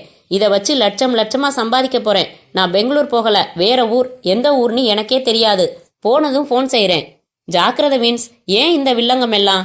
உனக்காகத்தான் டார்லிங், பயப்படாத. எனக்கு எதுவும். வாக்கியம் பூர்த்தியாகும் முன்பு முகம் வெளுத்தான் வின்சென்ட். காரணம், முத்துகணேசனின் ஆட்கள் நிறைந்த அந்த கார் பெட்ரோல் பங்கிற்குள் வேகமாக நுழைந்து நின்றது. வின்சென்ட் அவசரமாக தொடர்பை துண்டித்துவிட்டு சூட்கேஸை எடுத்துக்கொண்டு வேகமாக சாலைக்கு நடக்க அந்த கார் புறப்பட்டு அவனை உரசிக்கொண்டு நின்றது. பின்கதவை திறந்த பூபதி, என்ன சார், பெட்டியும் கையுமா கிளம்பிட்டீங்க? கொஞ்சம் உள்ளார வாங்க, பேசிட்டு போகலாம் என்றான். வின்சென்ட் மருண்டான். அதை அவன் எதிர்பார்க்கவில்லை. என்ன செய்வது இப்போது? ஓடுவதா? காரை மீறி ஓட முடியுமா? அட வாங்க சார், கையில என்ன வச்சிருக்கேன் பாருங்க என்றான் பூபதி. பார்த்தான் வின்சென்ட். அது ரிவால்வர். எதுக்கு வரணும்? யார் நீங்க? அட, டபாய்க்கிறீங்களாக்கும். சி, வாடா நாயே என்று சட்டென்று இவன் கையை காருக்குள் இழுத்தான் பூபதி. அவன் விழுந்த வினாடியில் கார் புறப்பட்டது. உள்ளே பூபதி, வின்சென்ட் தவிர 3 பேர் இருந்தார்கள். டிரைவரும் மற்றொருவரும் முன் சீட்டில், இன்னொருவன் பின் சீட்டில். பூபதி, என்னத்த போட்டோ எடுத்த? எதையும் எடுக்கலையே. அந்த பிளேடு கொடு ராஜு. எச்சரிக்கை எல்லாம் தராமல் சட்டென்று வின்சென்ட்டின் கன்னத்தில் கோடு கிழித்தான் பூபதி. 1/4 இன்ச் ஆழத்திற்கு வெட்ட ஆ என்று அலறினான் வின்சென்ட். சட்டை பூரா நனைத்து கொண்டு கொட்டியது ரத்தம். சொல்லிடு, கோடு கோடா போட்டு பூரா ரத்தமும் எடுத்துடுவேன். மாடியில ஒளிஞ்சு நின்னு அண்ணன் பெட்ரூமுக்குள்ள நடந்ததை படம் பிடிச்சியா? வின்சென்ட்டுக்கு வலித்ததால் ரத்தம் தேவையா இருந்ததால் ஆமா என்றான். படு யோகியனாகவும் வேறு வழியில்லாமலும். Very good. எங்கே எடுத்தது? சூட்கேஸ் திறந்து கேமராவை தந்து, ப்ளீஸ், இதை வச்சு நிறைய சம்பாதிக்கலாம். இதுக்காக 20,000 வாங்கியிருக்கே. அப்படியா? யாரு கொடுத்தா? துரை. நினைச்சேன். அந்த நாய் பயலுக்கு தான் இந்த புத்தி வரும். உனக்கு காசு முக்கியம், எனக்கு விசுவாசம் முக்கியம். இப்போ ரோலை வெளியில எடுத்தா என்ன ஆகும் தம்பி? எல்லாம் எக்ஸ்போஸ் ஆயிடும். மெனக்கெட்டது வீண். ப்ளீஸ் அப்படி செஞ்சிடாதீங்க என்று இவன் கெஞ்ச கெஞ்ச பூபதி கேமராவை திறந்து ரோலை சுற்றி எக்ஸ்போஸ் செய்தான். ஓசையோடு சிரித்தான். இப்போ இவ்வளவு மெனக்கெட்டு எடுத்த உன்னோட உயிரை எக்ஸ்போஸ் செய்ய போறோம் தெரியுமா? ஐயோ வேணாம். கார் நிறுத்தப்பட்டது. கதவு திறக்கப்பட்டது. அந்த சாலை அனாதையாய் இருந்தது. வெளிச்சம் அலர்ஜி என ஒதுங்கி இருந்தது. கெஞ்ச கெஞ்ச வின்சென்ட்டை காரில் இருந்து கீழே தள்ளினார்கள். கார் ரிவர்ஸில் சென்று கியர் மாறியது. வின்சென்ட்டிற்கு மரண பயம் பிரதானமாக எழ எழுந்து வேகமாக ஓட ஆரம்பித்தான் அலறிக்கொண்டு. ஆனால் பின்னாலிருந்து உச்ச வேகம் பிடித்து பாய்ந்து வந்த கார் அவனை பின்பக்கமாக மோதி 15 அடிக்கு உயரமாக தூக்கி நடுசாலையில் இரத்த சிதறலுடன் எரியப்பட்டான். மண்டையின் பின்பகுதி சாலையில் நச்சென்று மோதி விரிசல் விட்டது. இரத்த ஆற்றுக்கு வழிவிட்டது. கடைசியாக வின்சென்ட் ஆ என்று அலறியது தொலைதூரம் கேட்டது. அவனது சூட்கேஸை வீசிவிட்டு கார் திசை மாறி வேகம் பிடித்து காணாமல் போனது. அவன் இறந்துவிட்டான் என்று தீர்மானித்தது. ஆனால் வின்சென்ட் உடம்பில் இன்னும் 10% உயிர் பாக்கி இருக்க மிக பிரயத்தனப்பட்டு தனது சட்டையில் குத்தின பால் பாயிண்ட் பேனாவை எடுத்தான் வின்சென்ட். இடது கையில் முழுக்கை சட்டையின் கைமுனையை மேலே இழுத்துவிட்டு சி மை பி என்பது வரை எழுதத்தான் அந்த 10% உயிர் அனுமதித்தது. பேனாவையும் உயிரையும் நடுவவிட்ட அந்த கடைசி வினாடியில் வந்தனா அவனை பின்பக்கமாக அணைத்து கொண்டு 2 கன்னங்களிலும் மாறி மாறி முத்தம் கொடுப்பதாக ஓடிய கற்பனையே அவன் இறுதியான சிந்தனை. அத்தியாயம் 9. உள்ளங்கை அகல கர்ச்சீப்பு உபயோகித்து மிக நளினமாக அழுதாள் வந்தனா. தன் நாற்காலியை விட்டு எழுந்த பரத், பசிக்குது, பக்கத்து ஹோட்டல்ல போய் லைட்டா சாப்பிட்டுட்டு வந்துடுறேன், அதுக்குள்ள நீங்க அழுது முடிச்சு வைங்க என்றான். வந்தனா அழுகைக்கு பிரேக் போட்டு முறைத்ததும், பின்ன என்னங்க, கடந்த 21 நிமிஷமா என் வின்சென்ட்டை கொன்னுட்டாங்கன்னு 3 வார்த்தையை தவிர வேற ஏதாச்சும் பேசியிருக்கீங்களா? சாரி, என்னால கண்ட்ரோல் பண்ண முடியல. அழ வேண்டிய கண்ணா இது? நோ நோ, சொல்லுங்க, வின்சென்ட் யாரு? இருங்க, முதல்ல நீங்க யாரு? அதுக்கும் முதல்ல காபி சாப்பிட்றீங்களா? ஷியூர், ஐ நீட் என்றாள். நிமிர்ந்து அமர்ந்தாள். தோளில் புரண்ட கூந்தலை பின்னால் தள்ளி கொண்டாள். இங்கிருந்து போகும் வரை அழுவதில்லை என்று தீர்மானித்து கொண்டாள். பரத் இன்டர்காமில், மாதவி 2 காப்பி வாங்கிட்டு வர சொல்லு. காமிக்ஸ் படிக்கிறியா? ஆமா சார், மாயாவி. பெர்லின் சர்வதேச விமான நிலையத்துல ஆரம்பிக்குதா கதை? நடத்து. சுசீலா பேங்க் போயிட்டு வேற எங்க போறதா சொன்னா? வந்தாச்சு சார், இதோ. சரியா பனியனுக்குள்ள வேத்துடுமே அவளுக்கு. என்ன சார்? நத்திங் என்று வைத்து கதவை தள்ளி உள்ளே வந்த சுசீலாவை நவ் இன் நியூ பேக்கிங் என்று படித்தான். சுசி, திஸ் இஸ் இன்னும் பேர் சொல்லல. என் வின்சென்ட்டை கொன்னுட்டாங்க, இதான் பல்லவி. அதை தாண்டி இன்னும் வரல.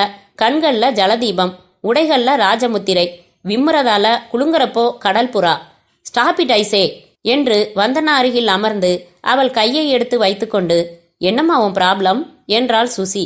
முடி உதிரலா, நகம் உடைதலா, ஏதானாலும் சொல்லுங்க, சரி செஞ்சிடுவாங்க. Bharat, B serious. இவங்க ரொம்ப பயந்திருக்காங்க. She is still shivering. எங்க பார்க்கலாம் என்று வந்தனாவின் கையை வாங்க முற்பட சுசீலா பென்சில் எடுத்து விரலில் தட்டி, உக்காருங்க, எப்போ ஜோக்கடிக்கிறதுன்னு தெரியாதா? என்னம்மா உன் பேர் என்ன? வந்தனா. இந்த ஊர் தானா? ஆமா. அப்பா என்ன செய்யறாரு? எம்ஜே பப்ளிகேஷன்ஸ் தெரியுமா? தெரியுமாவா? மார்னிங் நியூஸ் இங்கிலீஷ் பேப்பர் படிக்கலன்னா எனக்கு பொழுதே விடியாதே. அப்புறம் 6 மொழியில ஒரு வார இதழ் வருதுல்ல, சொல்லுங்க, அந்த பப்ளிகேஷன்ல ஓனரா வேலை பார்க்கறாரு. அவள் நகைச்சுவையை ரசித்த பரத், இப்போ கொஞ்சம் நல்ல மூடுக்கு வந்திருக்கிற மாதிரி தெரியுது. கண்ணில் மழை வர்றதுக்கு முன்னாடி கடகடன்னு சொல்லிடுங்க. என்ன வேணும் உங்களுக்கு? நீதி. நேரா பாரிஸ் கார்னர் போனீங்கன்னா ஹைகோர்ட் வாசல்ல ரூபாய்க்கு 2 நீதி விற்பான். முறைக்காதீங்க, நான் கமெண்ட் அடிக்க இடைவெளி தராம பெரிய பாராவா பேசிடுங்களேன். சார், வின்சென்ட் என் லவர். யூனிவர்ஸ் அளவு காதலிச்சேன். அவர் கொஞ்சம் மிடில் கிளாஸ், நல்ல போட்டோகிராஃபர். தனக்கு பணம் அதிகம் சம்பாதிக்கணும்னு ஒரு தாகம் நிறைய உண்டு. திடீர்னு போன வாரம் என்கிட்ட சட்டத்தை மீறி குறுக்கு வழியில லட்சங்கள் சேர்க்க போறேன்னாரு. ஜாக்கிரதன்னே. போன ஞாயிற்றுக்கிழமை ராத்திரி 10:30 மணி இருக்கும். எனக்கு ஃபோன் செஞ்சாரு. ரொம்ப பதட்டமா பேசினாரு. ஒரு பிரபலமான புள்ளியோட அந்தரங்கமான லீலைகளை படம் பிடிச்சிட்டேன். அந்த நெகட்டிவ்களை பத்திரப்படுத்திட்டேன். இதை வச்சு லட்சமா சம்பாதிக்க போறேன். இப்போ நான் வெளியூர் போறேன். எந்த ஊர்னு எனக்கே தெரியாது. போனதும் ஃபோன் செய்யறேன்னாரு. ஜாக்கிரத, எதுக்கு இந்த வில்லங்கம் எல்லாம்னு கவலையா கேட்டேன். உனக்காகத்தான் டார்லிங், பயப்படாத, எனக்கு எதுவும் ஆகாதுன்னு சொல்லி முடிக்கிறதுக்குள்ள லைன் கட் ஆயிடுச்சு. தண்ணி வேணும். சுசீலா கிளாஸில் ஊற்றி தர குடித்து விட்டு தொடர்ந்தாள். மறுநாள் காலையில பேப்பர்ல பார்த்தா வின்சென்ட் வின்சென்ட் வர இருந்த அழுகையை மிக போராடி வென்றுவிட்டு கார் ஆக்சிடென்ட்ல இறந்து போயிட்டதாகவும் அவர் மேல மோதின காரை தேடிக்கிட்டு இருக்கிறதாகவும் போட்டிருந்தாங்க. நான் பதறி அடிச்சுக்கிட்டு ஜிஹெச் ஓடினேன். மும்பை போயிருந்த அவர் அண்ணனை வரவழைச்சேன். போஸ்ட்மார்ட்டமான பாடியை கொடுத்தாங்க. ஃபார் மை சர்ப்ரைஸ் வின்சென்ட்டோட இடது கையில பால் பாயிண்ட் பேனாவால கிறுக்கலா சி மை பின்னு எழுதி இருந்துச்சு. அது அவர் கையெழுத்தே தான். முதல் நாள் ராத்திரி அவர் ஃபோன் செஞ்சு பேசினதை நான் போலீஸ்கிட்ட சொல்லவே இல்லை. ஏன்? போலீஸ் இந்த கேஸ்ல மழுப்பலாம் நடந்துக்குது. நடந்தது விபத்து இல்ல, அப்பட்டமான கொலை. எப்படி சொல்றீங்க? அவர் வழக்கமா அவர் வீட்டுக்கு பக்கத்துல இருக்கிற பெட்ரோல் பங்க்ல இருந்து தான் ஃபோன் செய்வாரு. ஞாயிற்றுக்கிழமையும் அங்கிருந்து தான் பண்ணியிருக்கணும்னு நான் நினைச்சேன். அங்க நானே போய் விசாரிச்சேன். ஃபோன் செஞ்சதை உறுதி செஞ்சாங்க. ஒரு அம்பாசிடர் வெள்ளை கலர் கார்ல 4 பேர் இருந்தாங்களாம். அந்த கார் பெட்ரோல் பங்க்ல அவசரமா நுழைஞ்சுதான். அந்த காரை பார்த்ததும் வின்சென்ட் வேகமா நடந்தாராம். கார் அவர் பக்கமா உரசி நின்னுச்சான். உள்ள இருந்தவன் கையை பிடிச்சு உள்ள இழுத்திருக்கான். கார் வேகமா போயிடுச்சு. அது இருட்டான இடம், யாரும் நம்பர் கவனிக்கல. இந்த விவரங்களை நான் இந்த கேஸை விசாரிக்கிற இன்ஸ்பெக்டர் தன்ராஜ் கிட்ட போய் சொன்னேன். நாங்க ஏற்கனவே விசாரிச்சிட்டோம், அது வேற நம்பர், விபத்துல தான் இறந்தார் வின்சென்ட், மோதினது வேற கார், தேடிக்கிட்டு இருக்கோம்னு முறைப்பா சொல்லிட்டாரு. அதனாலதான் உங்ககிட்ட வந்திருக்கேன். ரைட், நாங்க என்ன செய்யணும்? வின்சென்ட் எடுத்த போட்டோ நெகட்டிவ்களை கண்டுபிடிக்கணும். அதுல அந்த பிரபலமான புள்ளி கிடைப்பான். அந்த பிரபலமான புள்ளி தான் ஆள் விட்டு கொலை செஞ்சவன். அவன் யாருன்னு கண்டுபிடிச்சு ரத்தத்துக்கு ரத்தம், உயிருக்கு உயிர் பழி வாங்கணுமா? அவன் உயிர் வேணாம், எனக்கு மானம் தான் வேணும். உயிரோட கூசி குறுக வைக்கிறது பெரிய தண்டனை. அந்த நெகட்டிவ்ஸ் எனக்கு வேணும். உங்களுக்கு எவ்வளவு ஃபீஸ் வேணுமோ கேளுங்க, இப்பவே தர தயார். என்ன சுசி என்றான் பரத். சுசீலா வந்தனாவை சில வினாடிகள் பார்த்தாள். நீங்க இந்த விவகாரத்துல ஈடுபட்டிருக்கிறது உங்க அப்பாவுக்கு தெரியுமா? தெரியும், நேத்து தான் பூராவும் சொல்லி கதறி அழுதேன். நான் லேசா முகம் சுருக்கினாலே எங்க அப்பாவுக்கு பிடிக்காது. ஏதாச்சும் ஆதாரம் கொண்டு வா, அப்புறம் நான் பாத்துக்கிறேன்னு சொன்னாரு. அவரால முடியாதது எதுவும் இல்ல. சென்ட்ரல் மினிஸ்டர்ஸ் தமிழ்நாடு வர்றப்போ கண்டிப்பா வீட்ல பார்ட்டி தருவாரு. அவர் ஒரு ஃபோன் செஞ்சா போலீஸ் நேர்மையா இந்த கேஸ குடையும். ஆனா இந்த சின்ன விஷயத்துக்கெல்லாம் அக்கறை காட்ட மாட்டாரு. ஓகே, இந்த கேஸை எடுத்துக்கலாம் பரத் என்றாள் சுசீலா. Very good. இப்போ வரிசையா கேள்விகள், மணி அடிச்ச மாதிரி பதில் சொல்லிக்கிட்டே வாங்க Vandana. Susi, run your tape recorder என்றான் பரத். வந்தனா மீண்டும் தண்ணீர் குடித்தாள். முதல் கேள்வி, வின்சென்ட்டை எப்போ சந்திச்சு எப்படி காதலிச்சிங்க? இந்த வினாடி வரைக்கும் வின்சென்ட்டை பத்தி உங்களுக்கு என்னவெல்லாம் தெரியும்? நிறுத்தி நினைவுபடுத்தி ரொம்ப நேரம் எடுத்துக்கிட்டு நிதானமா சொல்லுங்க. வந்தனா வாசகர் விழாவில் ஆரம்பித்தாள். அத்தியாயம் 10. அந்த ஹோட்டலில் சங்கீதத்தை நைசாக சலித்து கூரையிலிருந்து கொட்டி கொண்டிருந்தார்கள். ஸ்டூவர்ட்ஸ் எல்லோருக்கும் தலை முழுக்க வியர்த்து மேலே கிரீடம் போல விசிறி மடிப்புடன் கூடிய தொப்பி வைத்திருந்தார்கள். மெனு கார்டு புரட்டியதும் சுகந்த வாசனையும் மியூசிக்கல் ஒளியும் தப்பித்து வந்தன. பரத் தனக்கும் சுசீலாவுக்கும் தேவையானதை ஆர்டர் செய்துவிட்டு, சுசி, ஹோட்டல் பில்லு எக்கச்சக்கமா வருது, எப்போ கல்யாணம் பண்ணிக்கலாம்? கல்யாணம் பண்ணிக்கிட்டா சமைச்சு போடுவியே? நெவர். ஒரு குக்கு வச்சுக்க வேண்டியதுதான். அதிகபட்சமா எனக்கு தெரிஞ்சது தயிர் தயார் செய்யறது தான். அதை செய்யறதும் வேஸ்ட் சுசி. அப்போ உன்னை கட்டிக்கிறதால எனக்கு என்னதான் பிரயோஜனம்? நாம ஆர்டர் செஞ்சிருக்கிறதெல்லாம் வர்றதுக்குள்ள பக்கத்து தியேட்டர்ல சினிமா பார்த்துட்டு வந்துடலாம். பாரு, இப்பதான் பெப்பர் சால்ட்டு கொண்டாந்து வைக்கிறான். பரத், வின்சென்ட் கேஸ் பத்தி என்ன நினைக்கிறீங்க? ஒரு நாள் தானே மெனக்கெட்டிருக்கோம், அதுக்குள்ள என்ன நினைக்க முடியும்? சுசி, இன்னைக்கு என்ன கிழமை? வெள்ளி. விபத்துன்னு போலீஸ் முடிவு பண்ணிட்ட கேஸ கொலைன்னு ஸ்வீட் வந்தனா முடிவு செஞ்சிட்டா. வின்சென்ட் மரணம் நடந்தது ஞாயிற்றுக்கிழமை ராத்திரி. 5 நாள் ஓடிடுச்சு. ஸ்வீட் வந்தனா நம்மளை சந்திச்சது நேத்து தான். அதாவது, இருங்க, அது என்ன வார்த்தைக்கு வார்த்தை ஸ்வீட் சேர்க்குறீங்க? ஜீராவில் குளிச்சுட்டு வந்தாளா இல்லை எறும்பு மொச்சுதா அவளை? ஒரு அடையாளத்துக்கு தானே சுசி. உனக்கு எத்தனையோ வந்தனாவை தெரியலாம், இப்போ அதுவா பிரச்சனை? ஸ்வீட் வந்தனா வந்துட்டு போனதும் பரத், சரி, பெரும் வந்தனா வந்துட்டு போனதும் நாம இது வரைக்கும் என்ன கிழிச்சிருக்கோம்? கொஞ்சம் அசை போடு. நம்ம கமிஷனர் ஆபீஸ் முருகேசனை பார்த்து தன்ராஜ் எப்படிப்பட்டவர்னு கேட்டோம். இன்னும் 2 கை இருந்தா அதையும் நீட்டி லஞ்சம் வாங்குறவரு. வலசரவாக்கத்துல பொண்டாட்டி பேர்ல 3 கிரவுண்ட் இடம் வாங்கி போர்ட்டிகோ வச்சு வீடு கட்டிக்கிட்டு இருக்காரு. 4 ஆட்டோ ஓடுது. அதனால இந்த கேஸ்ல விலை போயிருக்கலாம். போலீஸ் ரெக்கார்ட்ஸ் படி, போஸ்ட் மார்ட்டம் ரிப்போர்ட் படி வின்சென்ட்டுக்கு நேர்ந்தது ஒரு கவனக்குறைவான சாலை விபத்து. மோதிட்டு போன காரை தேடிக்கிட்டே இருக்க போறார் தன்ராஜ், ரிட்டையர் ஆகிற வரைக்கும். ரைட்டு. அடுத்து, அந்த பெட்ரோல் பங்க் போனதுல புது தகவல் இல்ல. வெள்ள அம்பாசிடர் உள்ள 4 பேரு, நம்பர் தெரியல. சரட்டுன்னு வின்சென்ட்டை இழுத்து போட்டுக்கிட்டு பறந்துடுச்சு. போலீஸ் வந்து விசாரிச்சுது. ஆனா தன் பொய் கேஸுக்கு இந்த சாட்சிகள் சாதகமா இருக்காதுங்கிறதால, சரியா பார்க்காம பேசாதீங்க, நம்பர் தெரியலன்னா உங்க பேச்சு எடுபடாது என்று ஒப்புக்கு பேசி ஸ்டேட்மெண்ட் எதுவும் வாங்காமையே போலீஸ் போயிடுச்சு. அப்புறம் வந்தனா கிட்ட வாங்கின போஸ்ட்மார்ட்டம் ரிப்போர்ட்ல கன்னத்துல ஆழமான கீறல்னு போட்டு இருக்கிறத பார்த்துட்டு போஸ்ட்மார்ட்டம் செஞ்ச டாக்டரை பார்த்தோம். இன்னைக்கு காலையில அவர் வீட்டில் கார் பின்பக்கமா மோதி இருக்கு, மண்டை உடஞ்சிருக்கு, கன்னத்துல கீறல் எப்படி வந்திருக்கும்னு கேட்டோம். ரோட்ல இருக்கிற ஏதாச்சும் கல்லு முனை கூட கீறி இருக்கலாம்னாரு. கொலையா விபத்தா என்ன நினைக்கிறீங்கன்னு கேட்டோம். பின்னால இருந்து ஒரு கார் வேகமா மோதினதுனால தூக்கி எறியப்பட்டு விழுந்து இறந்திருக்காரு. அவ்வளவுதான் நான் ரிப்போர்ட் தர முடியும், தந்திருக்கேன். அந்த மோதல் கவனக்குறைவாலா இல்ல வேணும்னே நடத்தினதான்னு வேற பல விஷயங்களை வச்சு போலீஸ் தான் தீர்மானிக்கலாம்னு சொன்னாரு. நன்றி சொல்லிட்டு வெளியில வந்தப்போ நமக்கு பசிச்சுது, இங்க வந்துட்டோம். கரெக்டா அசை போட்டேனா பரத்? மாடு தோத்துடும். சரி, யாருப்பா இங்க? ஒரு பிளேட் பருத்தி கொட்டை, ஒரு பிளேட் புண்ணாக்கு ஆர்டர்ல சேர்த்துக்கோ. சீ என்று கிளாஸில் இருந்து கொஞ்சம் தண்ணீர் கையில் கொட்டிக்கொண்டு அவன் மேல் தெளித்தாள் செல்லமாக. ஏய் ஏய் என்று கைகளால் தடுத்தான். கர்ச்சீப் எடுத்து துடைத்து கொண்டு, இப்போ நேரா ஆபீஸ் போறோமா? ஆமா, வந்தனாவை வர சொல்லியிருக்கோம்.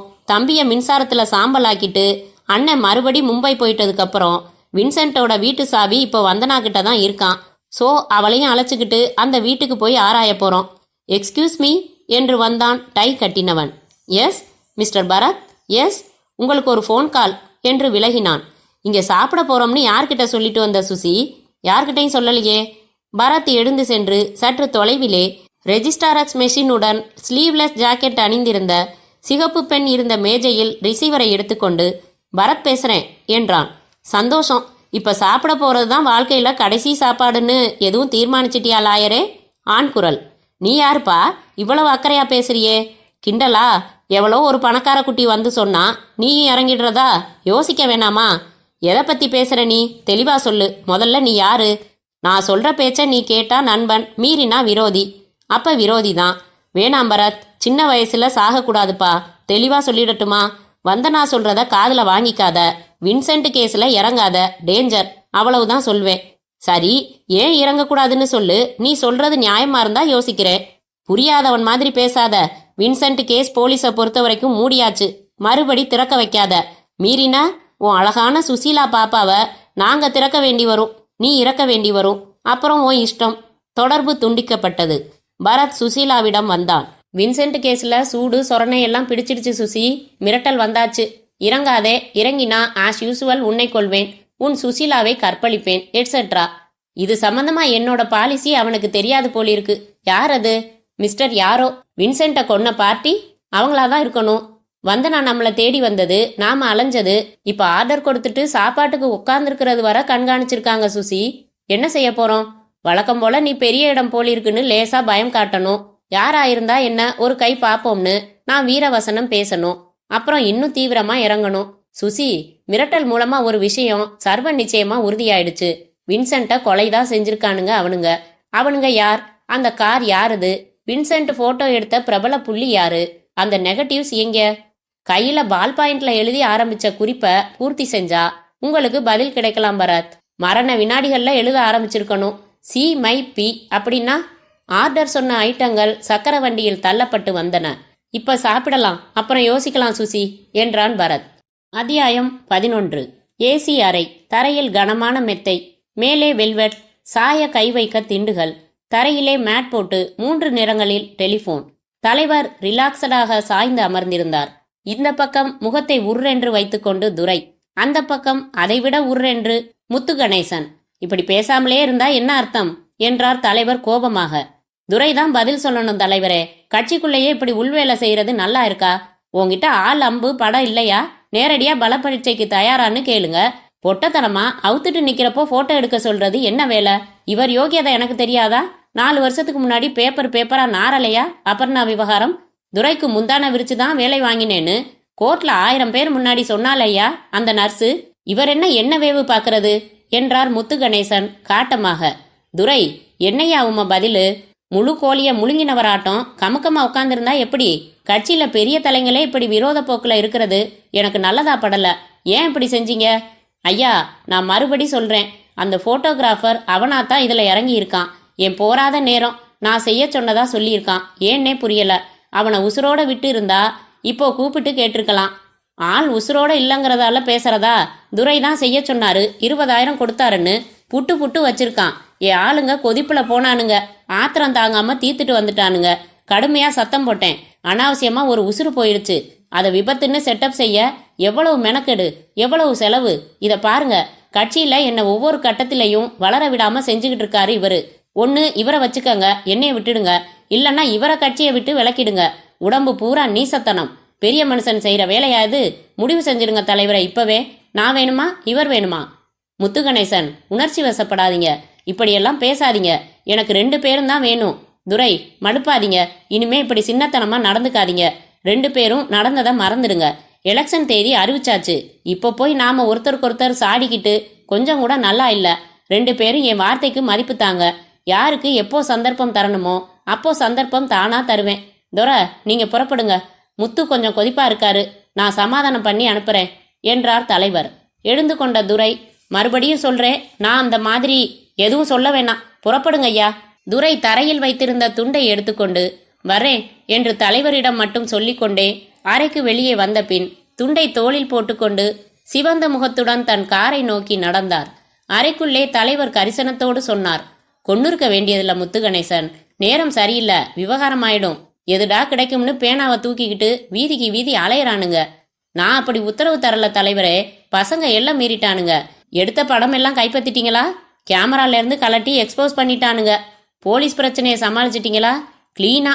இன்ஸ்பெக்டர் தன்ராஜ்னு ஏற்கனவே பழக்கம்தான். 10 நாளைக்கு முன்னாடியே மோதின காரை வேற ஆளுக்கு வித்த மாதிரி ரெக்கார்டு மாத்த சொன்னாரு. பெட்ரோல் பங்க்ல சில பேர் பார்த்துட்டாங்களாம். எவனாச்சும் நம்பர் கவனிச்சிருந்தா பிரச்சனையாயிருக்கும். எலெக்ஷன் நேரம், பூகம்பமா புறப்பட்டுடாம பாத்துக்கங்க. ஒன்றும் ஆகாது தலைவரே. அந்த போட்டோகிராஃபர் டாவடிச்ச பொண்ணு வந்தனான்னு அதுதான் கொஞ்சம் ராங் பண்ணுது. பிரைவேட் ஆசாமிங்க கிட்ட போயிருக்கு துப்பு துளக்க சொல்லி. மிரட்டி வைக்க சொல்லியிருக்கேன். ஒன்றும் ஆகாது. யார் அது? அவ்வளவு துணிச்சலான பொண்ணு? பின்னணி தர்ற துணிச்சல் தான் எல்லாம். ஜனார்த்தனம் இல்ல? அதான் மார்னிங் நியூஸ் எம்ஜேன்னு சொல்வோமே, அவரோட பொண்ணு. ஜாக்கிரதையா, எம்ஜே பெரிய ஆசாமி. டெல்லியில பூந்து விளையாடுறவன். 2 நேஷனல் நியூஸ் பேப்பர் கையில வச்சிருக்கான். ரொம்ப பெரிய புள்ளி. நாம ஆட்சியில இருந்தப்போ ஒரு தடவை ஒரு விஷயமா செக்ரட்டரியேட்ல வந்து என்னை பார்த்தான். கால் மேல கால் போட்டுக்கிட்டு சிகரெட் கொளுத்திக்கிட்டு மரியாதையே தரல. சென்ட்ரல்ல செம்ம வாய்ஸ். எலெக்ஷன் போஸ்டர்ஸ் பூரா இவன் பிரஸ்ல தான் அடிக்கிறாங்க. அந்த பொண்ணு பேர் என்ன சொன்னீங்க? வந்தனா. அதுகிட்ட வம்பு எதுவும் செஞ்சிடாதீங்க. எவ்வளவு பெரிய இடம். அது போய் இந்த சாதா போட்டோகிராஃபர் விஷயத்துல அக்கறை காட்டுதா? அதான் தலைவரை காதல். புறப்படட்டுமா என்று சிரித்துக்கொண்டே எழுந்தார் முத்துகணேசன். போயிட்டு வாங்க. வெளிச்சத்துல விவகாரம் வச்சுக்காதீங்க. விளக்க அணைச்சிடுங்களேன்பா இனிமே என்று ஒற்றை தங்கப்பல் தெரிய சிரித்தார் தலைவர். அத்தியாயம் 12. வந்தனா தொடையை 2 இன்ச் தாண்டி தவழும் இளம் பச்சை நிற கவுன் அணிந்திருந்தாள். முன்புறத்தில் பட்டன்களுக்கு பதிலாக ஜிப். அது கழுத்தில் துவங்கி பாதி தூர பயணத்தில் நின்றிருந்தது. தலைக்கு மேல் சுழலும் மின்விசிறி போதாமல் நியூஸ் பேப்பரால் விசிறி கொண்டிருந்தாள். பரத்தின் தனி அறைக்குள் ரவி ஸ்டூல் மேல் ஏறி அறையின் கண்ணாடி கதவைத்தான் துடைக்கிறானா, இல்லை அந்த கோணத்தில் வந்தனாவை பார்க்கிறானா என்கிற சந்தேகத்துடன் டைப் செய்து கொண்டிருந்தாள் மாதவி வெளிகாலில். பரத், சுசீலா உள்ளே வந்து அறைக்குள் சென்றார்கள். பரத் நுழையும் முன் ரவியின் தலையில் தட்டி, இன்னும் வயசு இருக்கு, கீழே இறங்கடா என்றான். ரொம்ப நேரமாச்சா வந்து என்றாள் சுசீலா. 20 நிமிஷம் ஆச்சு. வெல் என்று தன் நாற்காலியில் அமர்ந்த பரத், சரியா 5 நிமிஷம் கழிச்சு நீங்க இங்கிருந்து தனியா புறப்படுங்க. நேரா உங்க வீட்டுக்கு போங்க. வெயிட், அதுக்கு முன்னாடி சுசி, நம்ம ஆபீஸ்ல ஏதாச்சும் ஒட்டு கேட்கிற கருவி மறைச்சு வச்சிருக்காங்களான்னு செக் பண்ணிடு என்றான். சுசீலா இரும்பு அலமாரியை திறந்து அந்த எலக்ட்ரானிக் டிவைஸை எடுத்தாள். ஆன் செய்தாள். அறையின் குறுக்கே 2 முறை நடந்தாள். பிறகு ஹாலில் 2 முறை அதேபோல் நடந்துவிட்டு வந்து, கிளீன் பரத் என்றாள். என்ன இது என்றாள் வந்தனா. 10 அடி டயாமீட்டர்ல மைக்ரோஃபோன்ஸ் ஏதாச்சும் மறைச்சிருந்தா இது பீப் பீப்னு சத்தம் போடும். இப்போ நாம தைரியமா பேசலாம் வந்தனா. நீங்க என்ன தேடி வந்தது, நாங்க அதுல ஈடுபடுறது எல்லாம் கண்காணிக்கிறாங்க. என்ன விலக சொல்லி இப்பதான் மிரட்டல் வந்துச்சு. இப்ப கூட ரோட்டோரமா ஒரு நீல சட்டைக்காரன் நின்னுகிட்டு இருக்கான். என் ஆபீஸுக்கு வர டெலிஃபோன் வயர்ல ஒரு வயர்லெஸ் டிவைஸ் கிளிப் ஆகி இருக்கு. அதனால வின்சென்ட் வீட்டு சாவிய என்கிட்ட கொடுத்துட்டு உங்க வீட்டுக்கு போங்க. போனதும் எனக்கு போன் செய்யுங்க.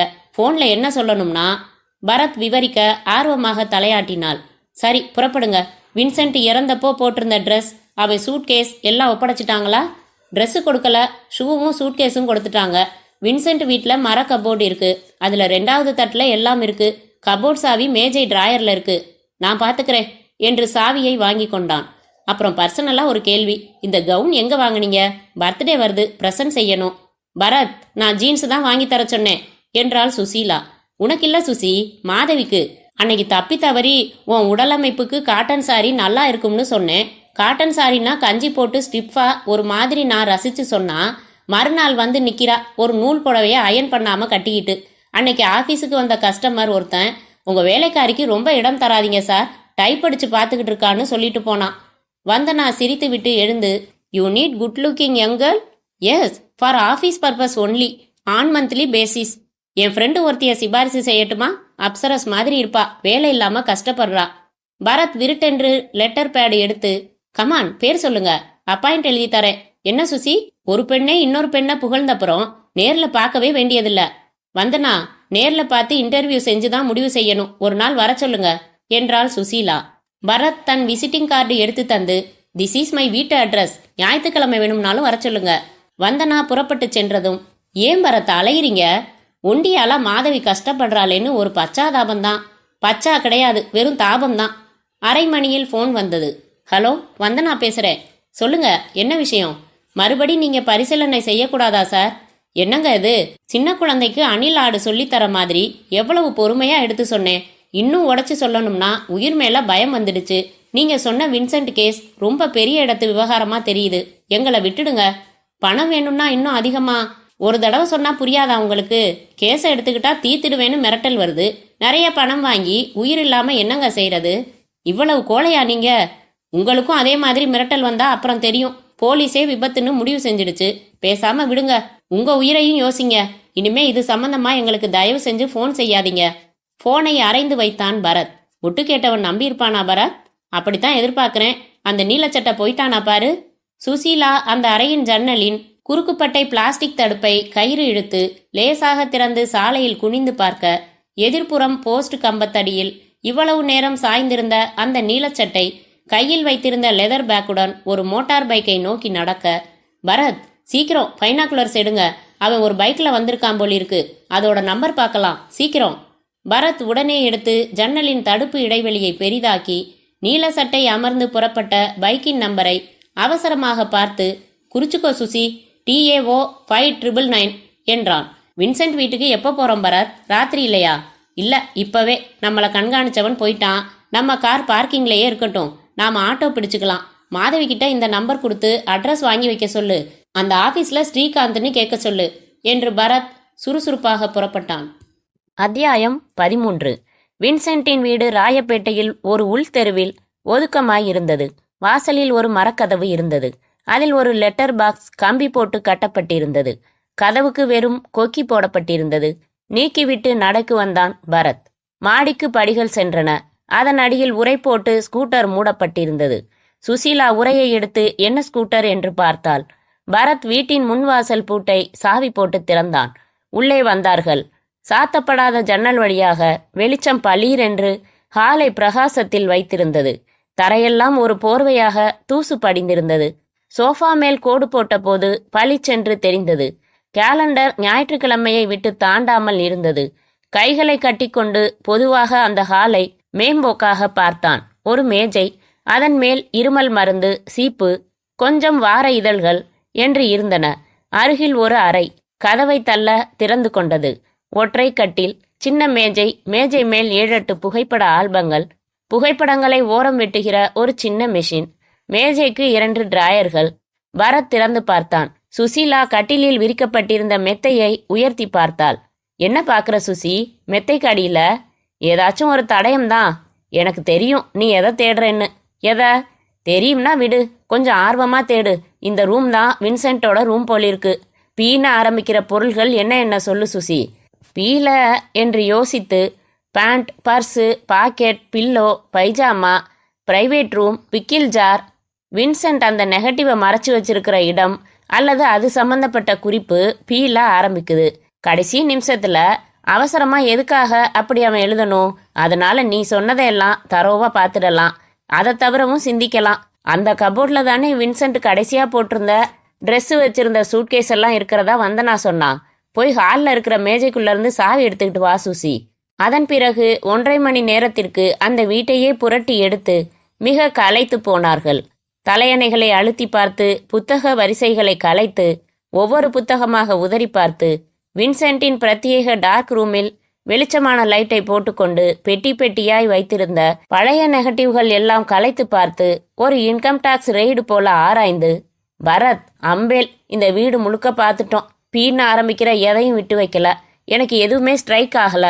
ஆனா எனக்கு 3 விஷயங்கள் உறுத்துது சுசி. இதை பாரு, திங்கள் அதிகாலை பெங்களூர் போற விமான டிக்கெட், இது சூட்கேஸுக்குள்ள இருந்துச்சு. அப்புறம் இந்த 2 100 ரூபாய் நோட்டுக்கட்டு புத்தம் புதுசு. ஏது வின்சென்ட்டுக்கு? சொந்த பணமா? யாராவது கொடுத்ததா? பெங்களூர் போகத்தான் புறப்பட்டிருக்கணும். வழியிலேயே கொல்லப்பட்டிருக்கான். கொலை நிச்சயமா அந்த நெகட்டிவ்காகத்தான் நடந்திருக்கு. எப்படி சொல்றேன்னா, சூட்கேஸுக்குள்ள இருந்த அந்த கேமராவுக்குள்ள பிலிம் ரோலே கிடையாது. பின்பகுதியை சரியா பொருத்தவும் இல்லை. யாரோ அவசரமா திறந்து ரோலை உருவின மாதிரி இருக்கு. யாரு? அந்த கார் கோஷ்டி தான். வந்தனா கிட்ட சனிக்கிழமை பேசியிருக்கான். ஒரு சட்ட மீறல் செய்ய போறதா, பெங்களூர் போக போறதா. அதனால போட்டோ ஞாயிற்றுக்கிழமை தான் பிடிச்சிருக்கான். பிரபலமான புள்ளியோட அந்தரங்க லீலைய படம் பிடிச்சிட்டதா அவனே சொல்லியிருக்கான். இரவுல தான் நடந்திருக்கணும். இவன் பாதி எடுத்துக்கிட்டு இருக்கிறப்போ அந்த பிரபல புள்ளியோ அவர் ஆளுங்களோ பார்த்துருக்கணும். இவனை துரத்தி இருக்கணும். இவன் தப்பிச்சு வந்து அவசரமா ஃபிலிம் ரோலை டெவலப் பண்ணி நெகட்டிவ்களை பத்திரப்படுத்தி வந்தனாவுக்கு ஃபோன் செஞ்சு புறப்பட இருந்தப்போ மறுபடி மாட்டி இருக்கணும். இப்படிதான் நடந்திருக்கணும். இந்த யூக கதை சொல்ல சொன்னா பிரமாதமா சொல்வீங்க பரத் நீங்க. இது நான் கூட யூகம் செய்ய மாட்டேனா? இப்ப கேள்வி 2 தான் சார். என்னென்ன? 1, யார் அந்த பிரபல புள்ளி? 2, எங்க அந்த நெகட்டிவ்ஸ்? கண்டுபிடிச்சிடலாம் Suchi. Wait, let me think. நீ ஒரு காரியம் செய். முத்தம் கொடு, சுறுசுறுப்பா துப்பறிகிறேன்னு சொல்லுவீங்களே. இப்போ நான் மூட்ல இல்ல. எனக்கு ஒரு விஷயம் குழப்பமா புரியுது சுசி. வின்சென்ட் சொந்தமா இதுல இறங்கல. யாரோ இவனுக்கு பணம் கொடுத்து இந்த போட்டோஸ் எடுக்க சொல்லி இருக்கணும். வந்தனா கூட இந்த 20,000 பார்த்துட்டு ஏது இவ்வளவு, அதுவும் புதுசான்னு ஆச்சரியப்பட்டதா சொன்னான். நான் என்னவோ காரியம் செய்யணும்னு சொன்னீங்களே. பக்கத்து வீடுகளில் போய் ஒரு விவரம் விசாரி. ஞாயிற்றுக்கிழமை சாயங்காலத்துக்கு மேலே வின்சென்ட் ஸ்கூட்டர் எடுத்துக்கிட்டு எங்கேயாவது புறப்பட்டு போனானா? எப்போ திரும்பி வந்தான்? யாராவது கவனிச்சாங்களா? அப்புறம் வெளியூர் போகிறதா சொல்லிக்கிட்டு இருந்தானா? போ, இது 2 தெரிஞ்சுக்கிட்டு வா. சுசீலா வெளியில் செல்ல பரத் சற்று நேரம் தரையில் பரப்பி வைத்திருக்கும் வின்சென்ட்டின் பயண சூட்கேஸில் இருந்து எடுத்து வைத்த பொருள்களை உன்னிப்பாக பார்த்தான். வின்சென்ட்டின் ஷூவை புரட்டி பார்த்தான், வைத்தான். அந்த புது 100 ரூபாய் நோட்டுக்கட்டுகளும் விமான டிக்கெட்டும் உறுத்தின. விசாரிக்க வேண்டும். எடுத்து தனியாய் வைத்து கொண்டான். 20 நிமிடங்களில் சுசீலா வந்தாள். பரத், என்ன கேளுங்க, பதில் சொல்றேன். ஞாயிற்றுக்கிழமை சாயங்காலத்துக்கு மேல வின்சென்ட் ஸ்கூட்டர் எடுத்துக்கிட்டு வெளியில போனானா? ஆமா, போனான். எத்தனை மணிக்கு?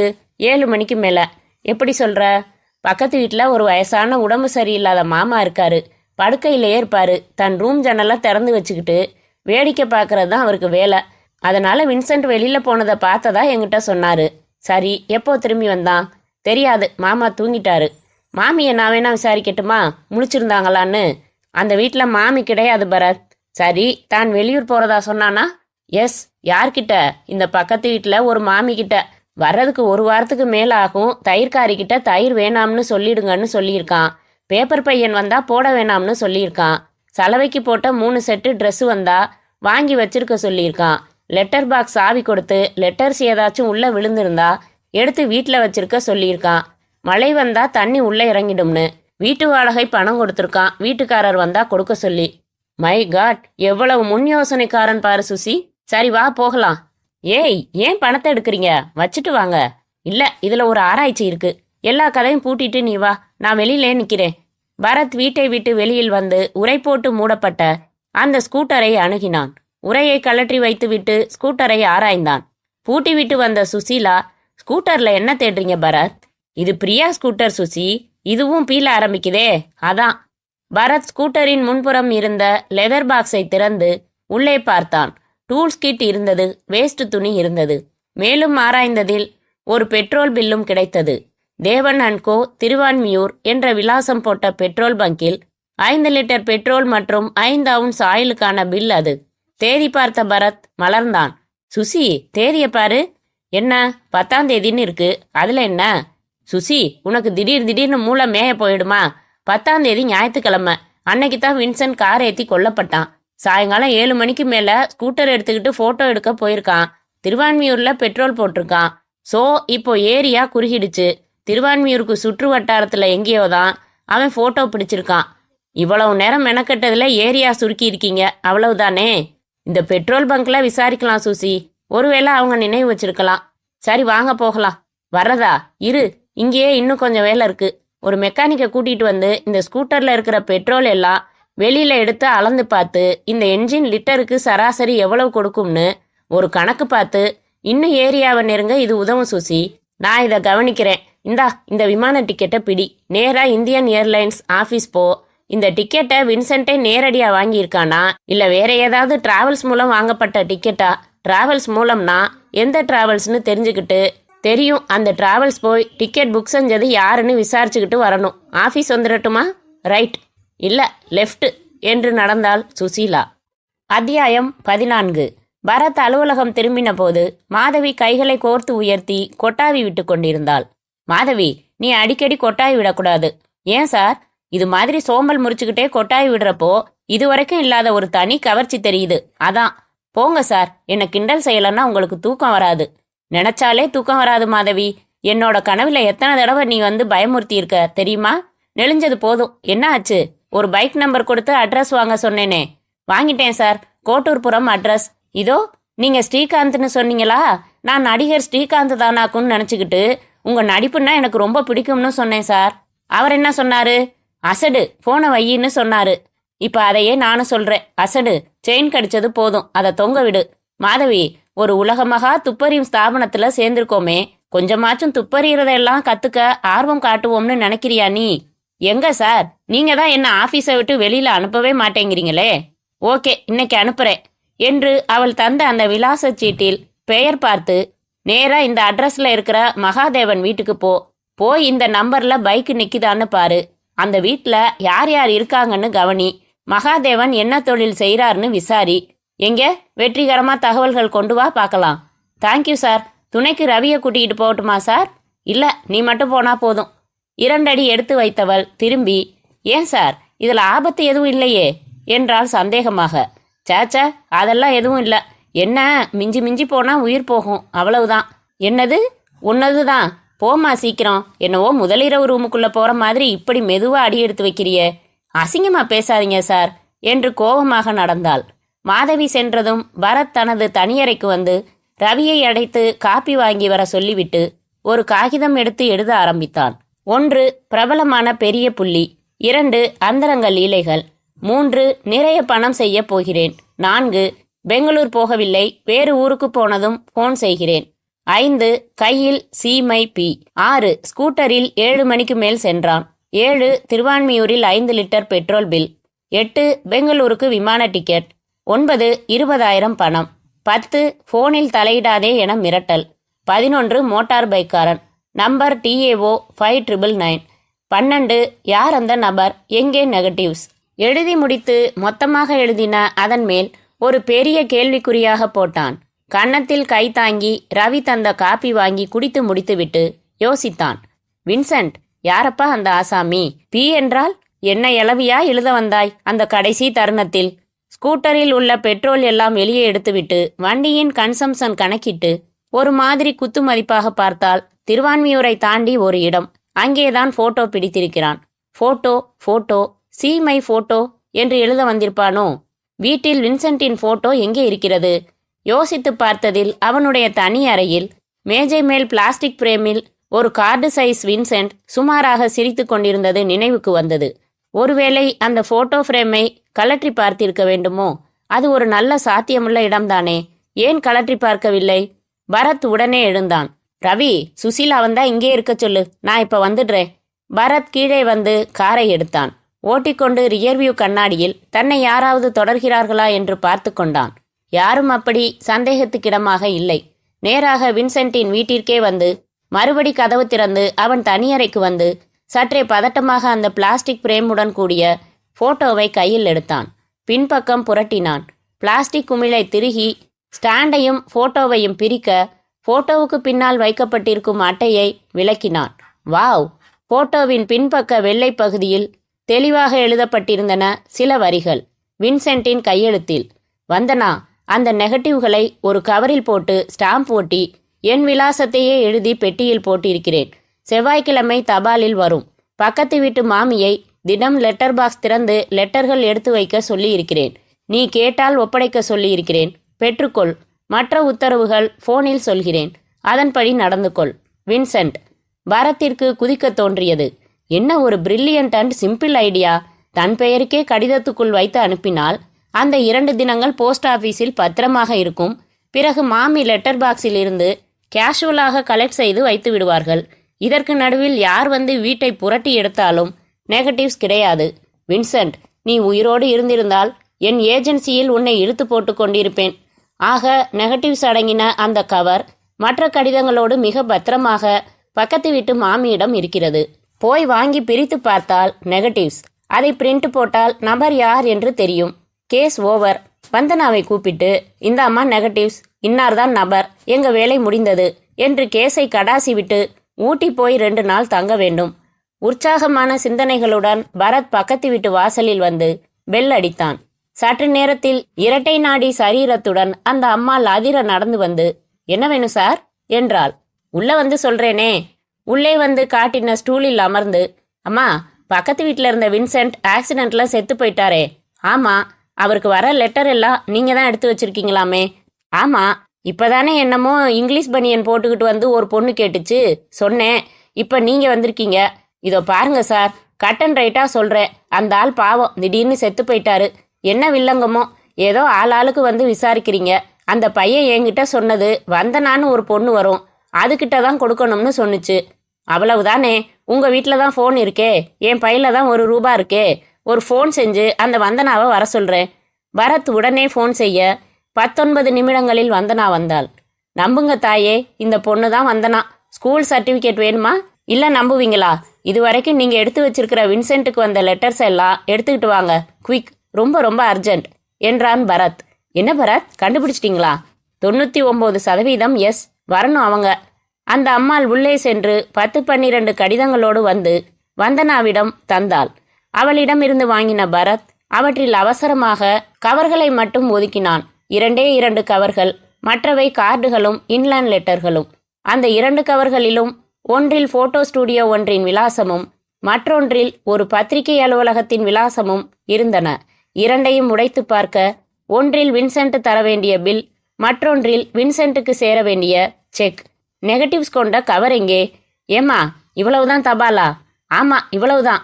இல்லம்மா, நல்லா பாருங்க, ஒரு முக்கியமான கவர் குறையுது.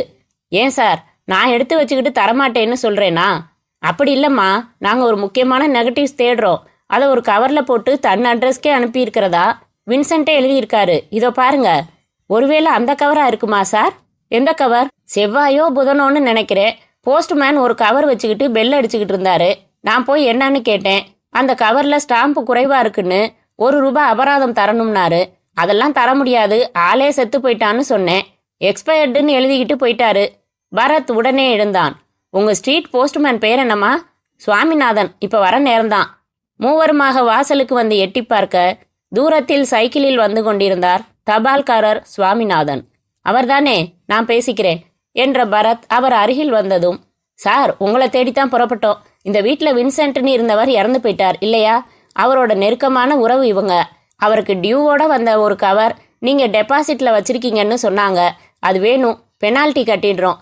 அந்த கவரா என்று ஏதோ மிதிக்கக்கூடாததை மிதித்து விட்டது போல முகத்தை வைத்து கொண்டு கேட்டார் அவர்.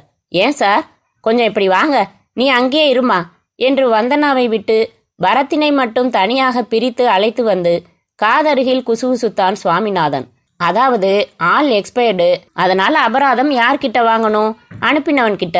அனுப்பினவன் அட்ரஸ் வெளியில இல்ல. சட்டப்படி நாங்க பிரிச்சு உள்ளுக்குள்ள அட்ரஸ் இருக்கான்னு பார்ப்போம். போஸ்ட் மாஸ்டர் முன்னிலையில அது மாதிரி அந்த கவரை பிரிச்சு பார்த்தோம். உள்ளேயும் அட்ரஸ் இல்ல. உள்ள என்னடான்னா கர்மம்யா, ஆம்பளை பொம்பளை கட்டி பிடிச்சுக்கிட்டு ஒரு மாதிரியான போட்டோ நெகட்டிவ்ஸ். அதுதான் என்றான் உற்சாகமாக. ஏன் கிடந்து கர்மம் பிடிச்ச சமாச்சாரத்துக்கு அலையிறீங்க? முறைப்படி அதை அப்படியே RLA ஆபீஸுக்கு அனுப்பி விடுவோம் நாங்க. இந்த கர்மாந்திரத்தை போய் எதுக்காக அனுப்பணும்னு போஸ்ட் ஆபீஸ் பின்னாடி வச்சு எரிச்சு போட்டுட்டோம். டேமிட், என்ன காரியம் செஞ்சீங்க? அந்த ஆள் கொலைக்கு ஆதாரமான பாயிண்டே அந்த நெகட்டிவ்ஸ் தான். கொலையா? விபத்துன்னு இல்ல, புரிய வைக்க நேரம் இல்ல. எல்லா நெகட்டிவையும் எரிச்சிட்டீங்களா? ஆமாங்க, நிஜமாதான். நீங்க எரிச்ச இடத்த காமிங்க, கொஞ்சமாச்சும் மிஞ்சி இருக்கான்னு பார்க்கலாம். ப்ளீஸ், சைக்கிளை வச்சுட்டு வாங்க, கார்ல போயிட்டு வந்துடலாம். ரொம்ப அர்ஜென்ட் வந்தனா, என்னங்க இது, இவ்வளவு துரதிர்ஷ்டம் ஆயிடுச்சு என்றான் பரத்.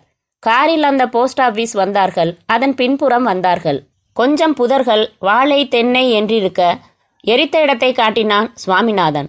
குப்பையும் எரிந்த துண்டு துண்டு நெகட்டிவ் முனைகளும் தெரிய குந்தி அமர்ந்து கிளறினான் பதட்டத்துடன். கட் செய்த நெகட்டிவ் வரிசைகளில் ஒரு வரிசையில் ஒரே ஒரு படத்தின் நெகட்டிவ் மட்டும் கொஞ்சம் மூலையில் கிராஸாக பொசுங்கின நிலையில் கிடைத்தது. மற்றதெல்லாம் வெறும் சாம்பல் முனைகள். அந்த ஒரே ஒரு ஃப்ரேமை வெளிச்சத்தில் உயரத்தில் பிடித்து ஏமாந்தான் பரத். அதில் ஆணின் முதுகும் பெண்ணின் கூந்தல் சுத்தமாக மூடிய முகமும் மட்டும் தெரிந்தது. கிளீன் போல்ட், இந்தாங்க, இதான் மிச்சம். மூஞ்சியும் தெரியல, ஒன்னும் தெரியல. போஸ்ட் மாஸ்டரிடம் எப்படி எரிக்கலாம் என்று சத்தம் போட்டுவிட்டு வந்தனாவை வேறு ஏதாவது வழி இருக்கிறதா என்று யோசிப்பதாக சொல்லி அனுப்பிவிட்டு மிகச் சோர்வான மனதுடன் அலுவலகம் திரும்பினான் பரத். அத்தியாயம் 15. சுசீலா இன்னும் வரவில்லை. ஆனால் மாதவி வந்திருந்தாள். அவளும் ஒரு சோர்வான தகவலையே கொண்டு வந்திருந்தாள். சார், நான் போன அந்த மகாதேவன் வீடு பூட்டி இருந்துச்சு சார். விசாரிச்சேன் பக்கத்துல. 1 மாசமாச்சான் அந்த ஆளு எல்லாத்தையும் வித்துட்டு துபாய் போய். பைக்கு பத்தி விசாரிச்சேன், அதையும் வித்துட்டு தான் போனாரா. யார் வாங்கினதுன்னு தெரிஞ்சுக்க முடியல. அந்த நீல சட்டக்காரன் வாங்கியிருக்கிறான். ஆனா இன்னும் அந்த மகாதேவன் கிட்ட இருந்து பதிவை தன் பெயருக்கு மாத்திக்கல போலிருக்கு. போச்சு, இந்த வழியும் அடைபட்டு விட்டதா? சுசீலா வந்தால் உற்சாகமாக, வேறு உடையில். உடை என்ன உடை? ஆஸ் யூஸ்வல் பனியன் அண்ட் ஜீன்ஸ் தான்.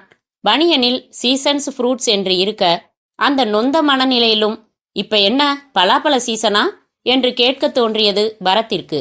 ஹாஸ்டல் போயிட்டு வரியா? இங்க ஒரு பெரிய அஸ்திவாரமே டமார்னு காலி ஆயிடுச்சு என்று நெகட்டிவ்ஸ் எரிக்கப்பட்டு விட்டதை சொல்லி, இப்ப என்ன செய்யலாம் சுசி என்றான். நான் கொண்டாந்திருக்கிற தகவல் உதவுமான்னு பாருங்க. என்ன, பெங்களூர் டிக்கெட் விசாரிக்க சொன்னீங்களே, ஆச்சு. அந்த டிக்கெட் புக் செஞ்சது பரணி டிராவல்ஸ். நேரா அந்த டிராவல்ஸ் போனேன். அந்த டிராவல்ஸுக்கு அந்த ஆர்டர் கொடுத்தது, செக்கு கொடுத்தது யாருன்னு சொன்னா நம்புவீங்களா? மிஸ்டர் துரை. துரைனா தி கிரேட் பொலிட்டீஷியன், டேஷ் கட்சியில முக்கியமான தலைவர். நினைச்சேன் இந்த கேஸ்ல அரசியல் சமாச்சாரம் இருக்குன்னு நினைச்சேன். அப்படின்னா அந்த பணத்தையும் அவர் தான் வின்சென்ட்டுக்கு கொடுத்திருக்கணும். இன்னொரு பாயிண்ட்டும் சொல்றேன் பரத். புகைப்படங்கள் சம்பந்தமா வின்சென்ட் ரூம்ல நிறைய புக்ஸ். அதை புரட்டினதுல ஒரு புக்கில் துரையோட ரப்பர் ஸ்டாம்ப் போட்டிருந்துச்சு. அப்ப அதுக்கு நான் அதிக முக்கியத்துவம் தரல. சுசி இரு, இப்ப எனக்கு ஓரளவு புரியுது. துரை வின்சென்ட்டுக்கு பணம் கொடுத்து பாதுகாப்பு ஏற்பாடும் கொடுத்து யாரையோ படம் எடுக்க சொல்லி இருக்கணும். அந்த நபர் துரையின் எதிரி. அந்த நபர் இருப்பிடம் திருவான்மியூர் தாண்டி. இது ரெண்டையும் வச்சு ஏதாச்சும் செய்ய முடியுமா? நோ, நீங்க சொல்றது ஒரு யூகம்தான். அவருக்கு எத்தனை எதிரிகளோ, எப்படி லிஸ்ட் அவுட் செய்வீங்க? சிரமம். அப்படின்னா கடைசியா ஒரே ஒரு வழிதான் இருக்கு. அதுக்கு டிராஃபிக் டிபார்ட்மெண்ட்டோட உதவியும் நம்ம ஃப்ரெண்டு இன்ஸ்பெக்டர் நியூட்டன் உதவியும் வேணும். நியூட்டன் ஆஃபீஸில் இருக்காரான்னு பாரு. சுசீலா ஃபோன் செய்து பேசி, இருக்கார் பரத், இந்தாங்க பேசுங்க என்று ரிசீவரை தந்தாள். பரத், ஹலோ சார், ரொம்ப நாளாச்சு. ஒரு நாள் வைஃபை எல்லாம் கூட்டிக்கிட்டு வீட்டுக்கு வாங்கலேன். இந்த உபசரிப்பெல்லாம் இருக்கட்டும், சொல்லுங்க. நான் உங்களுக்கு ஏதோ உதவி செய்யணும். என்ன அது? பெரிய ஆள் சார் நீங்க. ஒண்ணுமில்ல, நான் ஒரு மோட்டார் பைக் நம்பர் தரேன். அதோட ஓனர் அட்ரஸ் வேணுமா? இல்ல, அது நானே வாங்கிட்டேன். ஓனர் வித்துட்டு துபாய் போயிட்டான். வாங்கினவன் இன்னும் பேரை மாத்திக்கல. அந்த நம்பரை டிராஃபிக் டிபார்ட்மெண்ட்ல சொல்லி எங்க அதை பார்த்தாலும் மடக்க சொல்லணுமா? நோ, மடக்க வேணாம். அது எங்க போகுது, எங்க போய் ஓய்வெடுக்குதுன்னு மட்டும் ஃபாலோ பண்ணி தெரிஞ்சு சொல்லணும் சார்.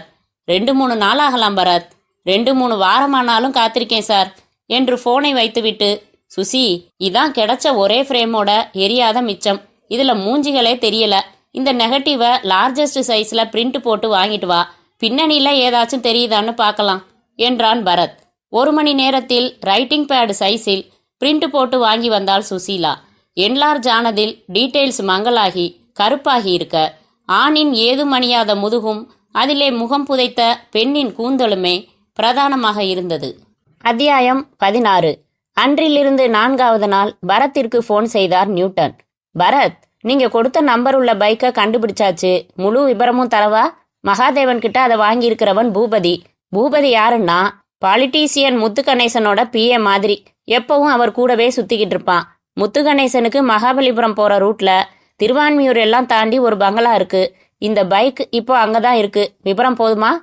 பரத் மகிழ்ச்சியில் துள்ளினான். ரொம்ப ரொம்ப போதும் சார். உங்களுக்கு இந்த உதவிக்காக ஸ்பெஷலா ஒரு ட்ரீட்டே தரப்போறேன் சார் என்று போனை வைத்துவிட்டு, புறப்படு சுசி, கேஸ் முடிஞ்சது. துரையோட அரசியல் எதிரி முத்துகணேசன். அவர் பங்களா இருக்கிறது திருவான்மியூர் தாண்டி. லேடிஸ் விஷயத்துக்காகவே அவர் ஊரை விட்டு தள்ளி அங்க போய் அவர் பங்களா கட்டி வச்சிருக்காருன்னு ஏற்கனவே நான் கேள்விப்பட்டிருக்கேன். ஆக வின்சென்ட் படம் எடுத்த பெரிய மனுஷர் முத்து கணேசன். பாதி வேலையில அவரோட ஆட்கள் கிட்ட மாட்டிக்கிட்டான் வின்சென்ட். அதனால தீத்துட்டாங்க. சொல்லு, இதுல ஏதாவது டவுட் இருந்தா சொல்லு. எதுவும் இல்ல பரத், கரெக்டா தான் தெரியுது. ஆனா எல்லாமே லாஜிக்கா பொருந்துது.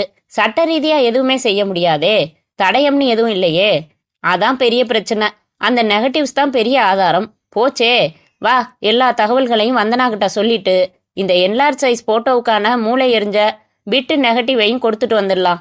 புறப்பட்டார்கள். அத்தியாயம் 17. தன் மகள் வந்தனா சொன்னதையெல்லாம் கவனமாக கேட்டுக்கொண்டார் அவள் அப்பா ஜனார்த்தனம். சொல்லுங்க டாடி, இதுல இருந்து முத்து கணேசன் தான் என் ஸ்வீட் வின்சென்ட்ட ஆள் வச்சு கொன்னதுன்னு ஒத்துக்கிறீங்களா? புரியுது, உண்மைதான், அவன்தான். என்ன செய்ய போறீங்க? நெகட்டிவ்ஸ் இல்லையம்மா, இருந்தா கண்ணில் விரல விட்டு ஆட்டுவேன். இந்த ஒரு பிட்டு தானே இருக்கு, அதுலயும் முதுகு மட்டும்தான் இருக்கு. நான் இல்லவே இல்லைன்னு சாதிப்பான். நெகட்டிவ்ஸ் இருந்தா என்ன செய்வீங்க டாடி? உனக்கெல்லாம் எதுக்குடா அரசியல்? முதல்ல கட்சியை விட்டு விலகு, எலெக்ஷன்ல நிக்காத. நின்ன இந்த படங்களை எல்லாம் என் பத்திரிகைகள்ல மட்டும் இல்ல, பிரிண்ட் எடுத்து அத்தனை பத்திரிகைகள்லையும் போட வச்சு உன் மானத்தை வாங்குவேன்னு மிரட்டுவேன். சம்மதிக்கலன்னா கட்சி தலைவரையே பார்ப்பேன். இந்த படங்கள் வெளிவந்தா வர்ற எலெக்ஷன்ல உங்க கட்சிக்கு ஒரு பய ஓட்டு போட மாட்டான்னு சொல்லி அவர் மூலமா முத்து கணேசனை அரசியல்ல இருந்து அப்புறப்படுத்துவேன். அவ்வளவுதாம்மா செய்ய முடியும். சட்டப்படி எதுவும் செய்ய முடியாது. அரசியல்ல உள்ளவங்க போதுமான ஆதாரமும் இல்ல, போலீஸும் எதிராக நடவடிக்கை எடுக்க தயங்கும். அதெல்லாம் எதுவும் வேணாம். எனக்கு ஒரு சிம்பிள் சாரி போதும். அந்த முத்து கணேசன் என்கிட்ட தப்பு நடந்து போச்சு சாரின்னு சொல்லணும். அது போதும், என் வீட்டுல வந்து சொல்லணும். ஆச்சரியமாக தன் மகளை பார்த்தார் ஜனார்த்தனம். இவ்வளவுதானா? இது என்னால நிச்சயமா செய்ய முடியும். இதை செய்ய வைக்க இந்த பிட்டு நெகட்டிவ் போதும். இதை வச்சே சாமர்த்தியம் காட்டி அவனை சாரி சொல்ல வச்சிடலாம். ஓகே, நாளைக்கு ஈவினிங் முத்து கணேசன் நம்ம வீட்டுக்கு வருவாரு. உன்கிட்ட சாரி கேட்பார். சரிதானா? ஓகே டாடி என்றாள் வந்தனா. எம்ஜே என்று அழைக்கப்படும் மிகப்பெரிய பிரபலமான மனிதரான ஜனார்த்தனம் தன் வீடு தேடி வந்தது கண்டு மிகவும் பிரமித்து போனார் முத்து கணேசன். வாங்க வாங்க என்று பற்கள் அத்தனையும் வெளிப்படுத்தி வரவேற்று, உட்காருங்க, உங்ககிட்ட தனியா பேசணும், வாங்க மாடியில என் ரூமுக்கு போயிடலாம். படுக்கை அறைக்கு அழைத்து வந்தார் முத்து கணேசன். இந்த ரூம்ல வச்சு நீங்க ஜாலியா இருந்தப்பதான் வின்சென்ட் போட்டோ பிடிச்சதா முத்து கணேசன்? ஆடி போய் நின்றார் முத்து கணேசன். சார் என்ன சொல்றீங்க? முத்து கணேசன், பாம்பரியும் பாம்பின் கால், நமக்குள்ள எதுக்கு நடிப்பெல்லாம்? எனக்கு பூரா விபரமும் தெரியும். இதுல சம்பந்தப்பட்டிருக்கிறது என் பொண்ணுன்னு உங்களுக்கும் தெரியும். வின்சென்ட்ட கார்ல ஏத்தி கொன்னீங்க. என் பொண்ணு துப்பு துளக்க சொல்லி பிரைவேட் ஆசாமிங்க கிட்ட போனா, அவங்களையும் மிரட்டினீங்க. ஆனா அவங்க முயற்சி செஞ்சு வின்சென்ட் எடுத்த போட்டோ நெகட்டிவ்ஸை கண்டுபிடிச்சிட்டாங்க. வின்சென்ட் சாமர்த்தியமா மறைச்சு வச்சிருந்தான். சாம்பிளுக்கு ஒன்னு பாக்குறீங்களா? இந்த முதுகு உங்களோட தானே? ஜனார்த்தனம் அந்த மூலையில் கருகின ஒற்றை நெகட்டிவில் கருகள் தெரியாமல் சாமர்த்தியமாக போடப்பட்ட போட்டோ பிரிண்டை காட்டி கேட்க மிக அதிர்ந்து போய் நின்றார் முத்து கணேசன். இது சாம்பிள் தான், மிச்சமெல்லாம் வீட்டில் இருக்கு, வந்தனா வச்சிருக்கா. போலீஸ்கிட்ட போறதா சொன்னா, நான் தான் தடுத்தேன். கடைசியா ஒரு சிம்பிள் டீல். நீங்க என்னோட புறப்பட்டு வரீங்க, என் பொண்ணுகிட்ட தப்பு நடந்து போச்சு சாரின்னு சொல்றீங்க, மிச்ச நெகட்டிவ்ஸ் பூரா வாங்கிக்கிட்டு வந்துடுறீங்க. என்ன சொல்றீங்க? மறுத்தா எப்படி செய்யணும் என்ன செய்யணும்னு எனக்கு தெரியும். நீங்க ஸ்டேட் லெவல்ல தான் செல்லுபடி, நமக்கு அப்படி இல்ல. தெரிஞ்சிருக்கலாம் என்ன பத்தி. சார் விடுங்க சார். இப்ப என்ன செய்யணும்? உங்க பொண்ணுகிட்ட மன்னிப்பு கேட்கணும், அவ்வளவுதானே. மன்னிப்பு கேட்டுட்டா பிரச்சனை எதுவும் இல்லாம நெகட்டிவ்ஸ் கொடுத்துருமில்ல. வேற ஏதாச்சும் சிக்கல்னா அப்புறம் நானும் பொல்லாதவனாயிடுவேன். வேற சிக்கல் கிடையாது, வாங்க. முத்து கணேசன் சற்றே பதட்டத்துடன் உடனே ஜனார்த்தனத்துடன் அவரின் காரிலேயே புறப்பட்டு ஜனார்த்தனனின் வீட்டிற்கு வந்தார். இருவரும் உள்ளே வந்தார்கள். வந்தனா வந்தனா என்றார் ஜனார்த்தனம். வேலைக்காரன் வந்து, அம்மா மொட்டை மாடியில இருக்காங்க, அங்கேயே பேச அழைச்சிக்கிட்டு வர சொன்னாங்க என்றான். வாங்க போகலாம். 3 மாடிகள் கொண்ட அந்த வீட்டின் மொட்டை மாடிக்கு இருவரும் வந்தார்கள். மாலை முடிந்து இரவு ஆட்சிக்கு வந்து கொண்டிருக்க கைப்பிடி சுவரில் சாய்ந்தபடி ஒரு புத்தகம் படித்து கொண்டிருந்த வந்தனா தன்னை நோக்கி வரும் அவர்களை பார்த்தாள். வாங்க மிஸ்டர் கொலைகாரரே என்றாள். முத்து கணேசன் கொஞ்சம் அதிர்ந்து பிறகு சிரித்து, விடுமா, தப்பு நடந்து போச்சு, மன்னிப்பு கேட்டுக்கிறேன். நானும் மன்னிப்பு கேட்டுக்கிறேன் சார். எதுக்குமா? இப்படி உங்களை சுடுறதுக்கு என்று புத்தகத்திற்குள் மறைத்து வைத்திருந்த பிஸ்டல் எடுத்து முத்து கணேசன் மேல் 6 குண்டுகளையும் செலவழித்தாள் வந்தனா. முத்து கணேசன் ஆ என்று பிரதேசம் முழுக்க கேட்கும்படி அலறிக்கொண்டு சாய்ந்தார். துடித்து துடித்து அடங்கினார். அதிர்ச்சியில் நின்று கொண்டிருந்த தன் அப்பாவை பார்த்து, சாரி டாடி, இவன் இடத்துக்கு நான் போய் பழி வாங்க முடியாது, பாதுகாப்பு அதிகம். அதனால உங்களை பயன்படுத்திக்கிட்டேன். இந்த மாதிரி ஆசாமிகளுக்கு மன்னிப்பு தரக்கூடாது டாடி. போங்க, போய் போலீஸை கூப்பிடுங்க என்றாள். அத்தியாயம் 18. என்ன பரத், இப்படி அப்செட் ஆயிட்டீங்க என்றாள் சுசீலா. முத்து கணேசனை வந்தனா கொன்னதுக்கு ஒரு வகையில நாமும் காரணம் சுசி. நாம தானே அவரை அடையாளம் காட்டினோம். அதுக்காக நாம சுட சொன்னோமா? நம்ம கிட்ட கொடுத்த பொறுப்பை நிறைவேற்றினோம். That's all. அதுக்கப்புறம் நடக்கிறதுக்கு நாம பொறுப்பில்ல. உங்க மூடு சரியாக நான் எந்த வகையிலையாவது உதவட்டுமா? எஸ் என்று அவளை கை நீட்டி அருகில் இழுத்தான் பரத். முற்றும்.